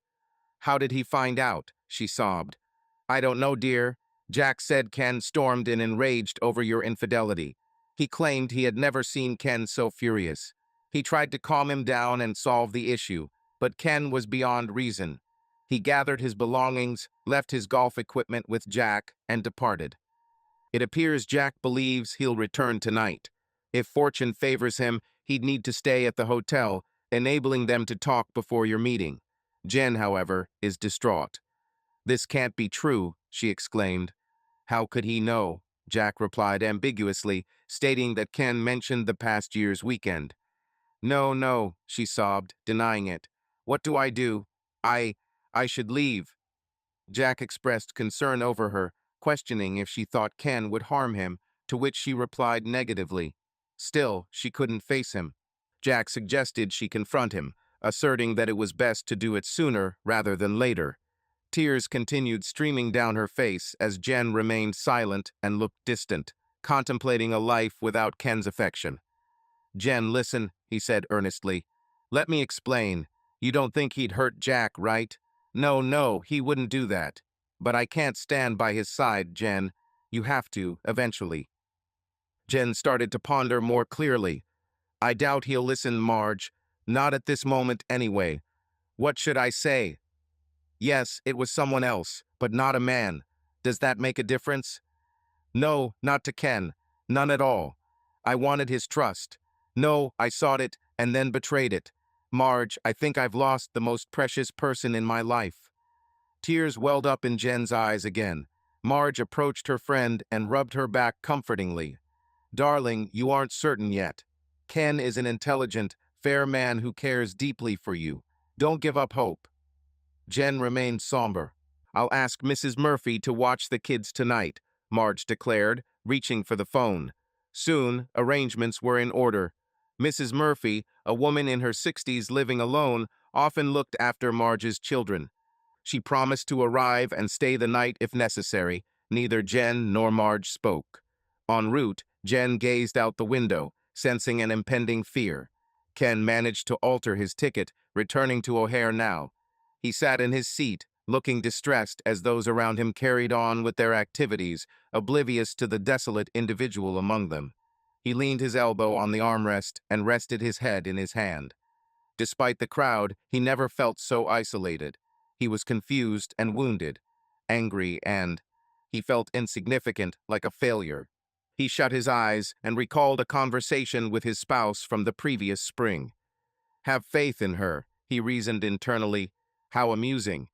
I didn't have an affair with another man, she claimed. Foolish of me not to consider if she was with another woman. She knew I'd never suspect that. Yes, she's so. Without a second thought, he took a deep breath and let it out gradually. How could she do this to me? To us? Regardless if it was a secret in her mind or with another man or woman, he understood her actions. A tear slid down his cheek, which he hastily wiped away, scanning the area for witnesses. For the first time since learning about Laura and Tara, he felt more than anger. He felt hurt. The pain struck him forcefully. He became ill and his heart raced. He then hurried to find a bathroom. Ken knew what it meant to be wounded. His mother passed away when he was only 15 years old. But this pain seemed worse. The woman he adored had deceived him and ridiculed him. She inquired, "Do you trust me?" It sounded like a jest. Could someone who did that truly love him? Or was their marriage merely a deception? Ken splashed water on his face and dried it. He lost track of time. All he knew was that his marriage appeared over. Despite his deep affection for Jennifer, love requires reciprocation, and he didn't feel loved in return. Jennifer and Marge were in the kitchen when they heard him arrive. Jennifer looked frightened, as if she was confronting a genuine threat. "Let me speak with him," Marge suggested. Jennifer had created this predicament. She acknowledged the necessity of addressing Ken. Her countenance contorted as tears fell once more. "Marge, what should I do?" Marge offered a comforting embrace. "Let me attempt to speak with him." However, upon spotting Ken in the doorway, it was evident he had discovered her affair with Jack. Memories of Jack crossed his mind, and he felt a pang of regret he ought to have foreseen this. Regardless, most of his anger had morphed into pain, and he wasn't eager for conflict at the moment. All eyes remained fixed on each other in an uncomfortable silence. Ken retreated to his chair, staring at the floor. He harbored numerous reproaches, but felt they were now futile. "It's over," he mused.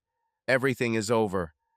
Jennifer, soon-to-be ex-wife, stood nearby, silently observing.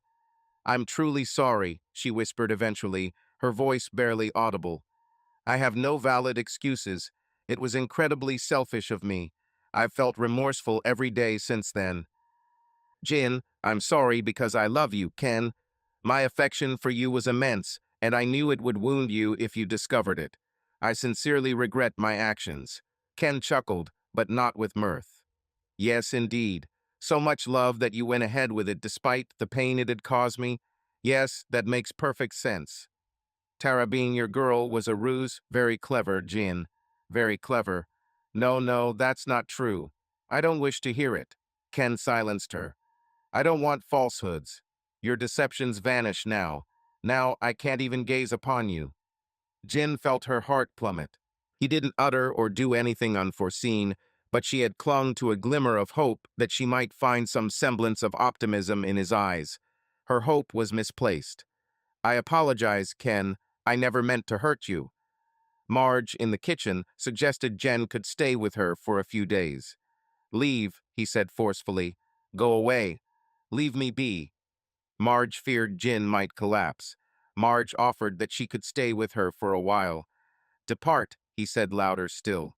"Flee. Leave me alone." Rushing towards him, Marge grasped her arm and whispered, "Let's grant him solitude."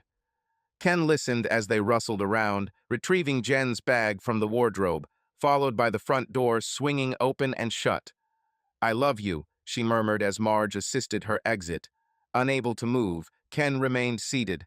The sound of Marge's car engine revving and driving away filled the air, taking with it his dreams and the life he envisioned with the woman he cherished above all else.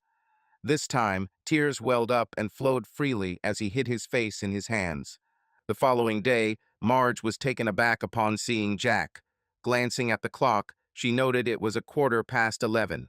"Jack, I didn't expect you until late," she remarked. "Yeah, well, learning about Jen and Ken splitting up, it messed things up. I hopped on the earliest flight this morning."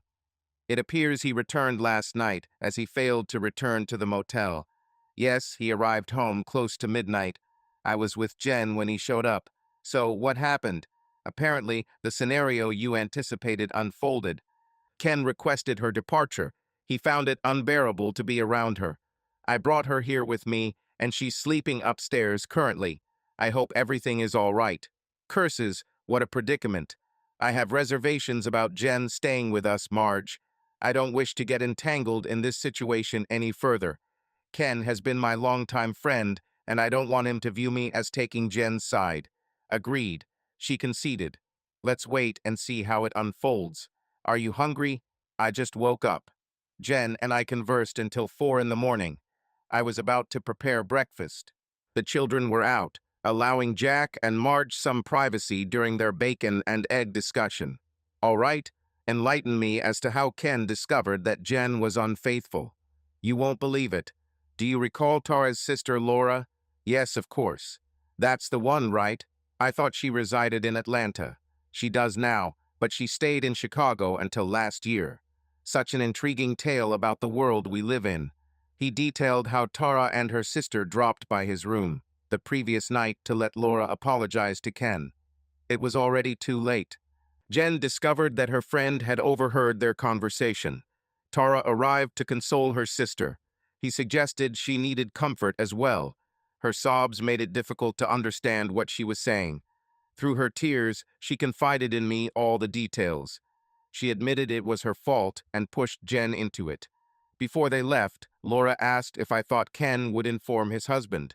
I had my doubts. However, Ken's reaction caught me off guard. I advised her to go home and tell him herself. It's better he hears it from her than from Ken. Will she do it? I'm unsure. She stands to lose a lot. I feel sorry for the children, as they are all very sweet. Jack sadly shook his head and sipped his coffee. One thing is certain. Jen won't ask us to play golf with Tara again. She was too ashamed to travel home with me. She opted for a later flight instead. As Jack's wife, Marge looked towards the door behind him. He turned and noticed his best friend's wife. "How, Jack?" I wondered, how did Ken find out? Marge instructed Jen to sit while she prepared dinner. Overwhelmed and distraught, she staggered to the table, her gaze frozen as Jack relayed the news about her husband's discovery. "I'm sorry, Jack. I clearly made a mistake, didn't I? I won't deceive you, Jen. This revelation affects everyone, not just you and Laura. Marge and I are embroiled in this situation too. I feel foolish for vouching for your fidelity earlier. I swore to Ken that you'd never betray him.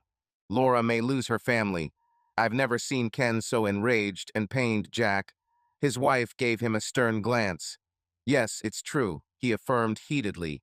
"Come on, darling, finish your food," Marge suggested more gently than her husband. "They'll get cold." Jen retired to her room, sequestering herself there for the entire day and night. She desired solitude. The following morning, Jack was startled to find Ken's car parked outside. He had expected a respite. He didn't know what to tell his friend. Should he apologize for swearing that you'd never cheat? It was nearly 11. When he could, he looked into Ken's office where the door remained closed all morning. He tapped lightly, then peered inside. He spotted Ken gazing at the cityscape. "Can I enter?" he inquired. Ken didn't turn as he apologized for leaving his golf clubs with you and offered to pay the extra cost. They were already in your car. He reminded you to give them back to him later. You nodded and fell silent. "I'm sorry about everything, man. I wish there was something good I could say." But he stopped there. "Yes, I understand. There's nothing anyone can do. Still, thank you for expressing it. Is she still at your place?" "Yes. Is that causing any problems for you?" "If so, don't worry, there's no issue." "You're certain? Because if she can't stay with you, it's okay." "Really?" Ken sat at his desk while Jack was across from him. "Man, Jack, I don't know what's worse, that she cheated or how she did it. I can't seem to forget our conversation about it. Anyone else would lie, but not her. She made me look foolish. Did she ask if you trust her? Wow, she really made things worse." Jack replied, "I don't think she meant to make things worse, Ken. I'm not sure what she was thinking, but she wasn't trying to rub it in. By the way, when did you talk with her, Laura?" "Moments after your departure, Laura and Tara entered our room, expressing regret for not meeting you sooner. They had narrowly missed you." Both women appeared distressed. Tara wept while Laura sobbed uncontrollably. Ken remained silent, casting his gaze outside the window. Jack observed his friend's distress. "What should your next move be? Divorce, it seems. But what else? She was with Jack, you acknowledged. However, don't rush to conclusions. Time might provide clarity, doesn't it? Perhaps I'm uncertain. Consider seeking advice from a counselor. Don't let this decision be hasty, old friend. Don't cast blame on me." Ken insisted he hadn't cheated, sharply. "No, I'm not accusing you of that. Instead, you're my closest companion. Whatever choice you make, I stand by your side. I merely see you in pain and possibly seeking to inflict the same upon her.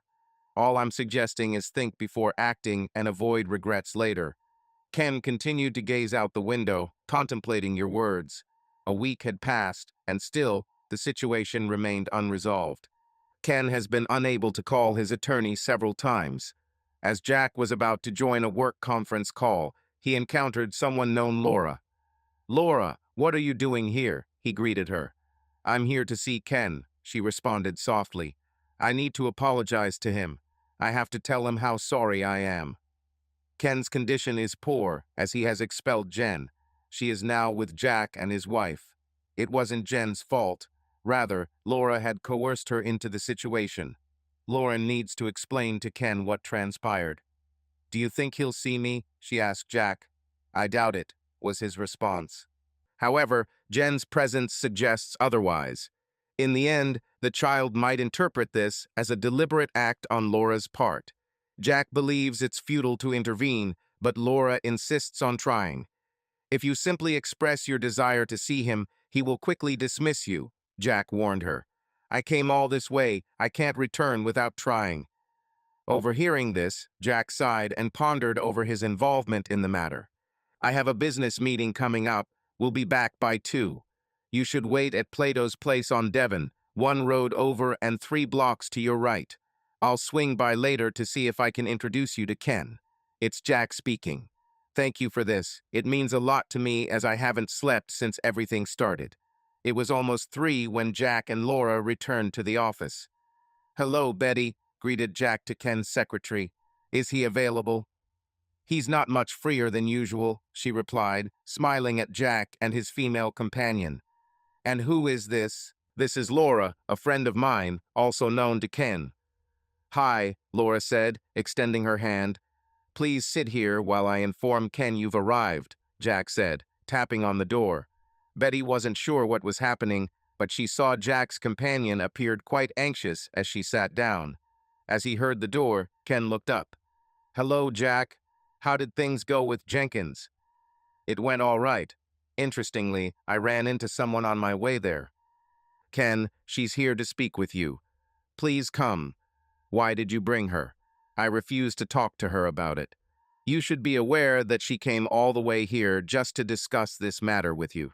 Despite her solo flight, Ken didn't seem bothered. He sneered, implying he knew why she had come. She probably wants to confirm if I'll reveal something, he said.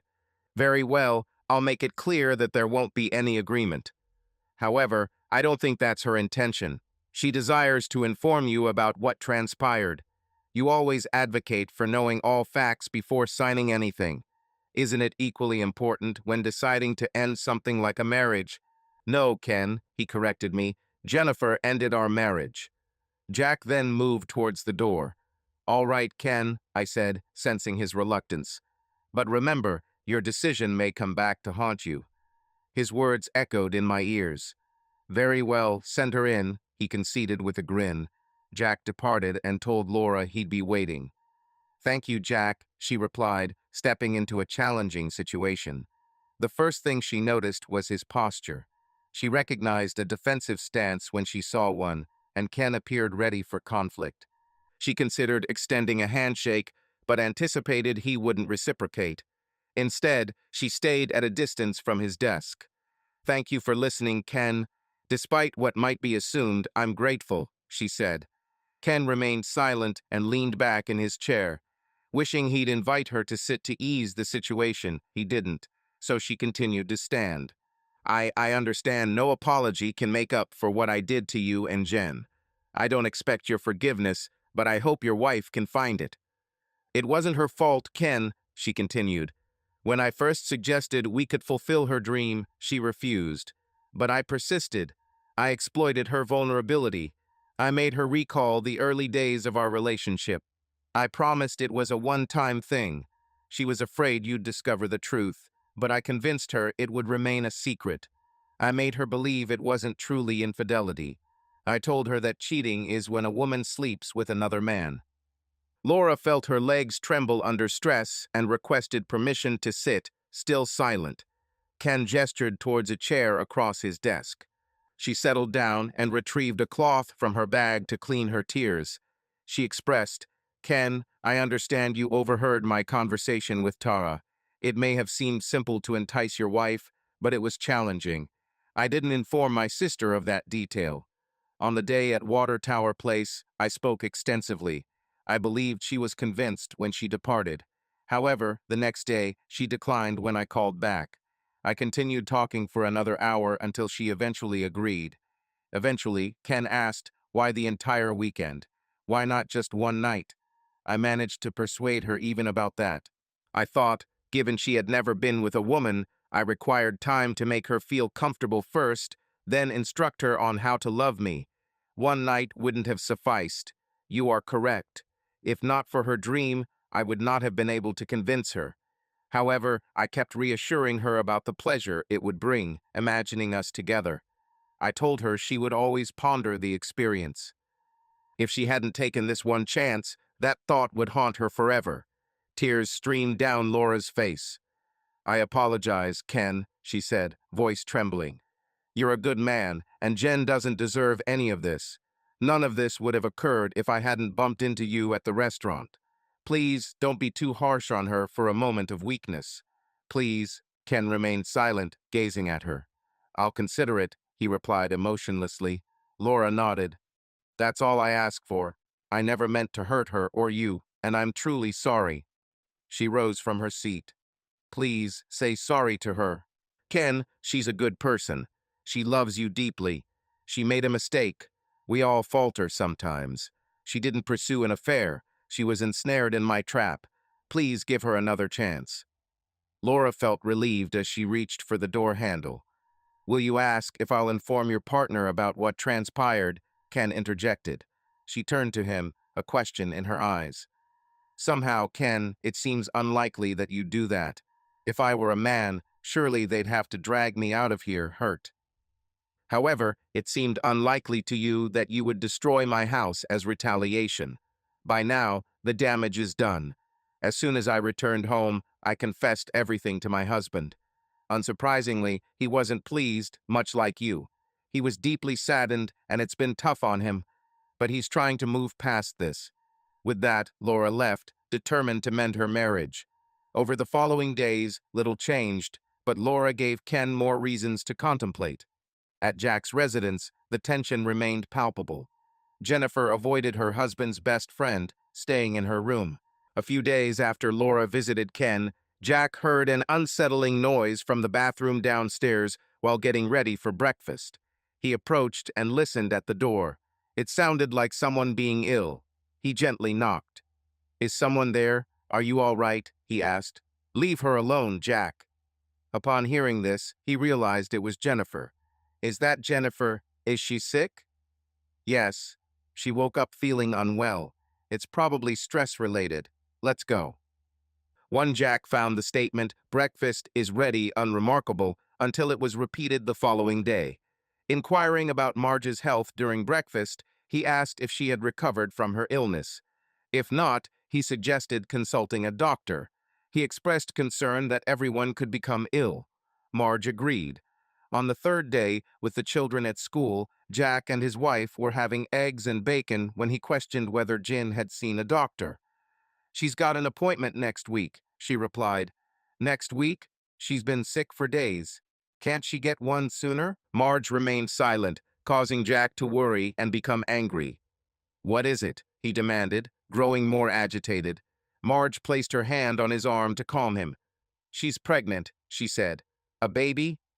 "Yes, a baby." Upon hearing this news, Marge became angry as well. "It's not his, right?" Jack asked. "Of course it is," Marge responded angrily. "How could you even suggest that?" She was hurt. "Well, she cheated with a woman. What makes you think she didn't cheat with a man too?" Jack responded. "Jack, that's unfair. Trust is crucial, and accusing without reason isn't right. One lie wipes out all trust. It's sad but true, Marge." She sighed heavily. Jack had a valid concern, yet she found it hard to concede. "Jack, I find it inconceivable that Jin is with another man. I don't truly believe so, but trust, once broken, is difficult to restore." "I understand," Marge responded wearily. "Are you certain she's pregnant?" Marge nodded affirmatively. "Jack, I've had 3 children. I recognize morning sickness when I see it. She took a test at home yesterday, and it was positive. We are visiting the doctor next week to confirm, but I am confident about it. However, please don't disclose this to Quinn, all right?" "She didn't want you to know." "Why not?" "Quinn needs to know. His wife is carrying his child. I concur. But she's quite anxious at the moment. Recall what transpired last time." "Yes, I remember." "What did she do? Stop taking her pills?" "No, she uses a diaphragm, but it didn't work as intended. Does it matter?" "It occurred." "Why doesn't she want to inform Quinn?" "I don't think he would stay with her now. That's the issue. She doesn't want him to remain out of obligation." "Yes, I remember." "If they remain united, she desires it to be based on genuine affection rather than obligation. Wise of her indeed, but it's evident that he perceives it as his duty. Could one wonder if Quinn would abandon his own child? Though initiating a divorce might take 6 months given her condition by then, she can't conceal this secret indefinitely, and he has the power to halt the proceedings at any point. After pondering, Marge concluded, "You're right. She's not thinking clearly right now, but I cannot deceive Quinn and provoke him further. Even though Ed is distressed, he still cherishes her. She will require his support, Marge. I believe this situation may provide the impetus for his return." That day proved hectic for both Jack and Quinn at work, and toward the end, Jack proposed they share a drink. Quinn agreed as it seemed like a welcome respite following a taxing day. However, he was unaware that Jack intended to discuss a significant matter until he suggested sitting at a table instead of the bar. They procured drinks prior to Jack initiating conversation. "Got any verdict, pal?" Ken looked at the server delivering their beers and signaled he would wait until she departed before speaking. In reality, he remained undecided. Although it seemed implausible to trust her again, the prospect of leaving her tormented him. Regardless of the pain, he still harbored affection for her. A gulp of beer allowed him a brief respite before responding to Jack. "No, I haven't made a decision yet." Laura attempted an apology, shouldering all the blame. but it wasn't entirely her fault. Jen knew what she was doing when she disappeared that weekend. It was her actions, not just the act itself, that troubled him the most. All the talk of trust. You claim she didn't intend to harm me, but I can't view it differently. But as you know, I am not one to surrender. On anything, particularly my marriage. Perhaps we need assistance. He took another sip. What's wrong with our current situation? Jack found himself conflicted. He wished the best for his friend, yet was uncertain of the right course. Ken recognized that taking Jennifer back was perhaps beneficial for him, yet he struggled with secrecy. It would only complicate matters further. I understand, but maybe it is, he replied hesitantly, twirling his beer. She's pregnant, Jack eventually confessed. This revelation took Ken aback at first, as his wife had expressed reluctance to try for another child after their loss. Their previous loss had left them shaken. He had almost given up on the idea of fatherhood. Is Jennifer with child? He asked, stunned by the news. Jack merely nodded in response. Yes, she's been feeling nauseous in the mornings. Marge suspected it might be a pregnancy and made her take a test. It was positive. She'll visit a doctor next week to confirm, but Marge is certain. Jack observed his friend staring blankly at the floor, seemingly stunned into silence. She didn't want you to know, he added. Marge says Jennifer is scared, but didn't want you back out of a sense of duty. She wants you to choose her willingly. She knows I love her. Ken hesitated before answering, clearly grappling with his thoughts. I need some time to think about this, Jack, he said. For now, let's not mention anything to Jen. I want her to believe I'm unaware. Reluctantly, Jack agreed. Jack assumed that Ken would immediately take Jen back after hearing this, but was surprised by his uncertainty. Are you unsure about staying with her? Jack inquired. I'm not sure, Jack, Ken replied. The baby news complicates things for me regarding trust. After a deep breath, he asked, ready to go home? They departed, leaving Marge wondering what had transpired. Later, when the kids were asleep and Jen was in bed, she asked, Did you speak with Ken? Will she return? Ken's response wasn't what I expected. Ken mentioned contemplating consulting someone, but stated he required more time for thought. He was seriously considering leaving Marge permanently. This revelation surprised me deeply. In his view, Marge's request to regain his trust was an unforgivable betrayal. To him, this was the most severe form of deception. He was utterly unable to move past it. For the first time in this mess, both Marge and Jack began contemplating their friends' parting ways. My God, Jack, what if she falls apart if he leaves? It will devastate her. I understand love, but it's not within our control. We'll support her as much as we can, but I won't abandon Ken. If we must take sides, you know where I stand. I understand, she responded sorrowfully. I simply didn't expect it to escalate this far. 3 days following their conversation, Jen received a call on her phone. She trembled in fear as she checked the caller ID. The wait for his call felt interminable. Now she was afraid to answer. Her hand trembled, and her voice was barely audible. Hello, Ken. Hello, Jen. How are you? His tone was calm, but it intensified her anxiety. All right, how about you? I'm fine, it's Jen. We need to discuss some things. There are still many questions unanswered. I've contemplated the best way to approach this and believe a professional intervention might be beneficial, perhaps a counselor for couples. This revelation brought hope to Jen in a while. She wasn't sure which specific issues he was referring to, but any opportunity for an apology was welcomed. She expressed her agreement promptly and offered her flexibility regarding the meeting time and location. All right, I'll find a suitable one and get back to you, Ken. Before he could disconnect, she hastened to add, Yes, I'm truly sorry for everything. I love you so much. Before the connection was lost, Ken faced significant challenges. Lack of trust in her was his greatest fear. Could he ever regain that trust? He had a strategy to ascertain it. This solution might not solve all problems, but it could provide relief unless she lied again. Then everything would end. After their conversation, Jen's phone rang, and the caller ID showed an unknown number. Hello, she said hesitantly. I'm Jennifer. Who's calling? This is Linda Wilson from Dr. Holds Jerome's office. Your husband arranged therapy sessions for you as well. Can we arrange a time for your initial session? Yes, yes, she replied happily. Whenever, the sooner the better. Linda mentioned they would each meet the doctor separately initially to share their perspectives without causing distress. Ken had his appointment scheduled for tomorrow, while Jen got the last spot in the morning. After hearing them both, the doctor realized Jen hadn't fully grasped the situation. She assumed it was just about her being with another woman, but listening to Ken made him see it was more complex. Seeing them together for the first time left Ken shocked. Despite trying to look nice, Jen appeared thin and fatigued, with dark circles under her eyes and a pale complexion. She greeted weakly, looking uncertain. The past few weeks had been difficult for her, which was evident. With the initial steps taken and both seated, the doctor started the discussion. Mr. After discussing with you both, it appears Mrs. Ryan does not fully comprehend the issues at hand. Let's begin with your perspective, Ken. Relay to her what you confided in me. All right, said Ken, looking down instead of at her.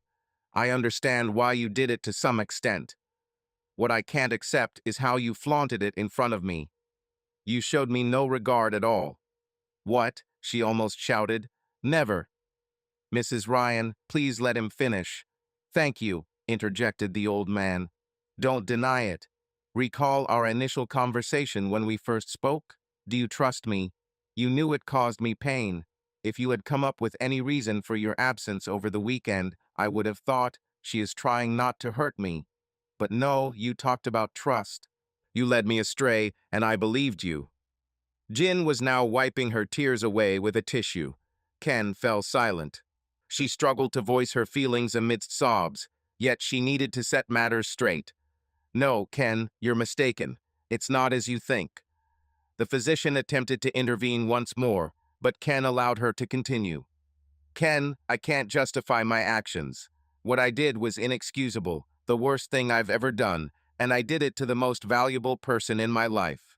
I knew how wrong it was, but I couldn't resist the desire. Our conversation wasn't about disregarding you or boasting about deceiving you. I care for you deeply and hold you in high esteem, more than any man I've ever known. Seeing Laura that day brought back all the memories of the past. She wiped her tears away and persisted. You should know, my family disapproves of homosexuality. My brother is no exception. Despite my evolving thoughts, it doesn't alter how those dear to me would perceive me if they knew about my hidden feelings towards men. Ken, please let me explain. Listen, please. Ken remained seated, almost challenging her to make her point. All I want is to express my emotions. I simply need you to listen. Years ago, I was filled with regret and embarrassment, yet I was powerless to stop myself. One day, encountering Laura in a cafe, she suggested it was a singular event, and I would never have another opportunity. She even used the term I had pondered at that time, destiny. It seemed destiny that brought us together again. I longed for it desperately. Recognizing her words, she looked away, flushed with embarrassment. I didn't intend it to come across like that, she said. Let's continue. The physician encouraged her without a hint of a smile at the slip. Very well. Aware of my family's reactions if they discovered I was forced into it, I would never have this chance again, and naturally, no one else would ever know. You wouldn't. How could you? Dr. Holt halted his tapping on the desk upon noticing her confusion. Why did you betray your husband's trust then? Can you understand how that might appear to him as if you were flaunting your deception? Yes, I see it now. But at that time, I didn't consider things in that manner. I didn't mean to upset you. In fact, I did it this way because I couldn't deceive you. Initially, the idea crossed my mind, but ultimately, I couldn't go through with it for two reasons. Firstly, I hold you in high regard and wouldn't dare to deceive you with a falsehood, and secondly, I am not skilled at fabricating tales.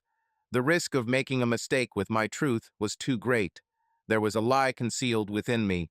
If you discovered the truth, your relentless pursuit for it would continue unabated. I understand your nature. If I had simply said, trust me, and remained silent, you might never have learned the truth. Yes, you may have harbored doubts and felt slightly hurt, but not to the extent you would if you knew the whole truth. No, I decided it was safer to say I needed to depart without inquiries. At least that's what I believed. Jen felt her throat dry. The doctor offered her water, and she continued. It wasn't until I returned home and saw the shattered lamp that I realized the extent of my actions. I longed to make amends, but you pushed me away. How can Jen mend what she has broken? The rage in his voice surprised her. How does one heal another's wounds, especially when they are self-inflicted? I don't know, she sobbed. I didn't comprehend your suffering. I thought you'd merely be a touch frustrated. I'm sorry, Ken. I didn't mean to cause you pain. Apologies for any confusion. Understood. The doctor acknowledged that emotions were running high. Let's pause for a moment. Mr. Ryan, consider what Mrs. Ryan expressed. Does it resonate with you? Do you have queries? Ken pondered her statement. To him, it held some truth, but trust remained an issue. He decided to listen first. Please believe me, she emphasized, looking at him. I merely aimed to minimize the pain, hoping to rectify things upon my return. Naturally, things didn't turn out as anticipated. She looked away again. The doctor intervened, urging Ken to express his feelings from the weekend, focusing on the difficult emotions he experienced. Jen cried more and repeated her apologies when it was her turn. Both Ken and Dr. Strong could see and hear that she meant it sincerely. She was truly sorry. The doctor skillfully managed the session, ensuring both parties had time to express their thoughts. Ken waited until the end of the meeting to respond. Jen, I now understand why you acted as you did. If we reconcile, one aspect would still be absent children. I recall how distraught we were when we lost our chance. I share the same feelings. Despite the doctor's assurance that it might not recur, you seem reluctant to discuss trying again. You too desire kids, Ken. If we remained together, I'd yearn to try once more. Her response to this matter would determine everything. He had deduced her situation. She was pregnant from our last encounter just over a month ago. A first child might arrive late, she might ponder. She might attempt to deceive and conceive swiftly. Or will she disclose the truth? The magnitude of her next words hung in uncertainty. She was fidgeting with a used tissue. Revealing it to you meant she might never know if you returned out of love or obligation. Well, she thought, can I ever be certain that I have something important to share? I hesitated to speak because I didn't want this to be the reason for our reunion. But I am already pregnant, Ken. She wept. I'm terrified. Ken has been anxious for an hour. To win back her trust, he needs to help now that she's revealed her fear. He moved towards his weeping spouse and embraced her. Uncertain of the right words, he tried to console her, stroking her back and whispering reassuringly, It's all right, Jen. This baby will certainly be healthy. The doctor concurred, adding, Many women lose their first child, but go on to have more without trouble. Tears still streamed down her face as she admitted, I'm so scared. The physician gave her water while Ken continued his comforting. They needed to depart, but progress was being made, so Dr. Holdren allowed them the time. When it was time to go, he scheduled their next appointment for the following week. Instead of taking her home, Ken decided to discuss what they learned at the doctor's office first. She struggled to hold back tears as they walked to her car. Ken decided to drive and, considering how she was feeling, took her to Jack and Margie's. He ensured she was comfortable before asking Jack to retrieve her car. It had been a draining and taxing day for Ken, who was exhausted when he eventually went to bed. All week, he reflected on their conversations that led them to this juncture. His mind was preoccupied with the deception that made him doubt his wife's honesty. This behavior was out of character for her, leaving him questioning whether he truly knew her at all. Yet, in therapy, she said things consistent with her usual self. He trusted she hadn't lied to him before. He sensed her contemplating the fear of future discovery and deceit. But if she had simply asked for his trust, it would have felt more secure. Then there was the infidelity. Whether it was with a man or woman mattered little. It still represented a backstabbing act. Laura took full responsibility, But Jen wasn't exonerated either. He considered her motivations and the way she presented her ambitions as Laura's, but it didn't alter the situation. Ken faced the dilemma, forgive or not. For hours, he pondered his decision, sleepless throughout the night. Delving into his heart at 3 in the morning, Ken found his response. In Chicago, a distinct hint of spring had emerged for the first time since December, the temperature soaring to the mid-40s and melting the snow, making the streets slippery. As Ken entered the counselor's office, his wife appeared, visibly troubled. "Mrs. Ryan, how are you?" Dr. Holtstrom inquired. "I'm all right, I suppose," she replied, her voice shaking.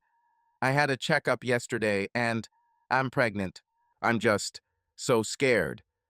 Ken reassured her with a calming tone, the first time they were back from Hilton Head since their conversation. "Don't fret. This child will thrive. He'll excel academically, shine in football. He'll take the most beautiful girl to prom and succeed in college and life. He'll marry a remarkable woman like I did and bless us with grandchildren. I know it." Ken subtly hinted at the possibility of overlooking her mistake. How could it be satisfactory? Were you implying the most exceptional woman imaginable? Ken smirked slightly. "Indeed, I was." Jen's face brightened instantly, hope gleaming in her eyes. "Ken, please, no riddles. Does this imply your forgiveness towards me, Jen?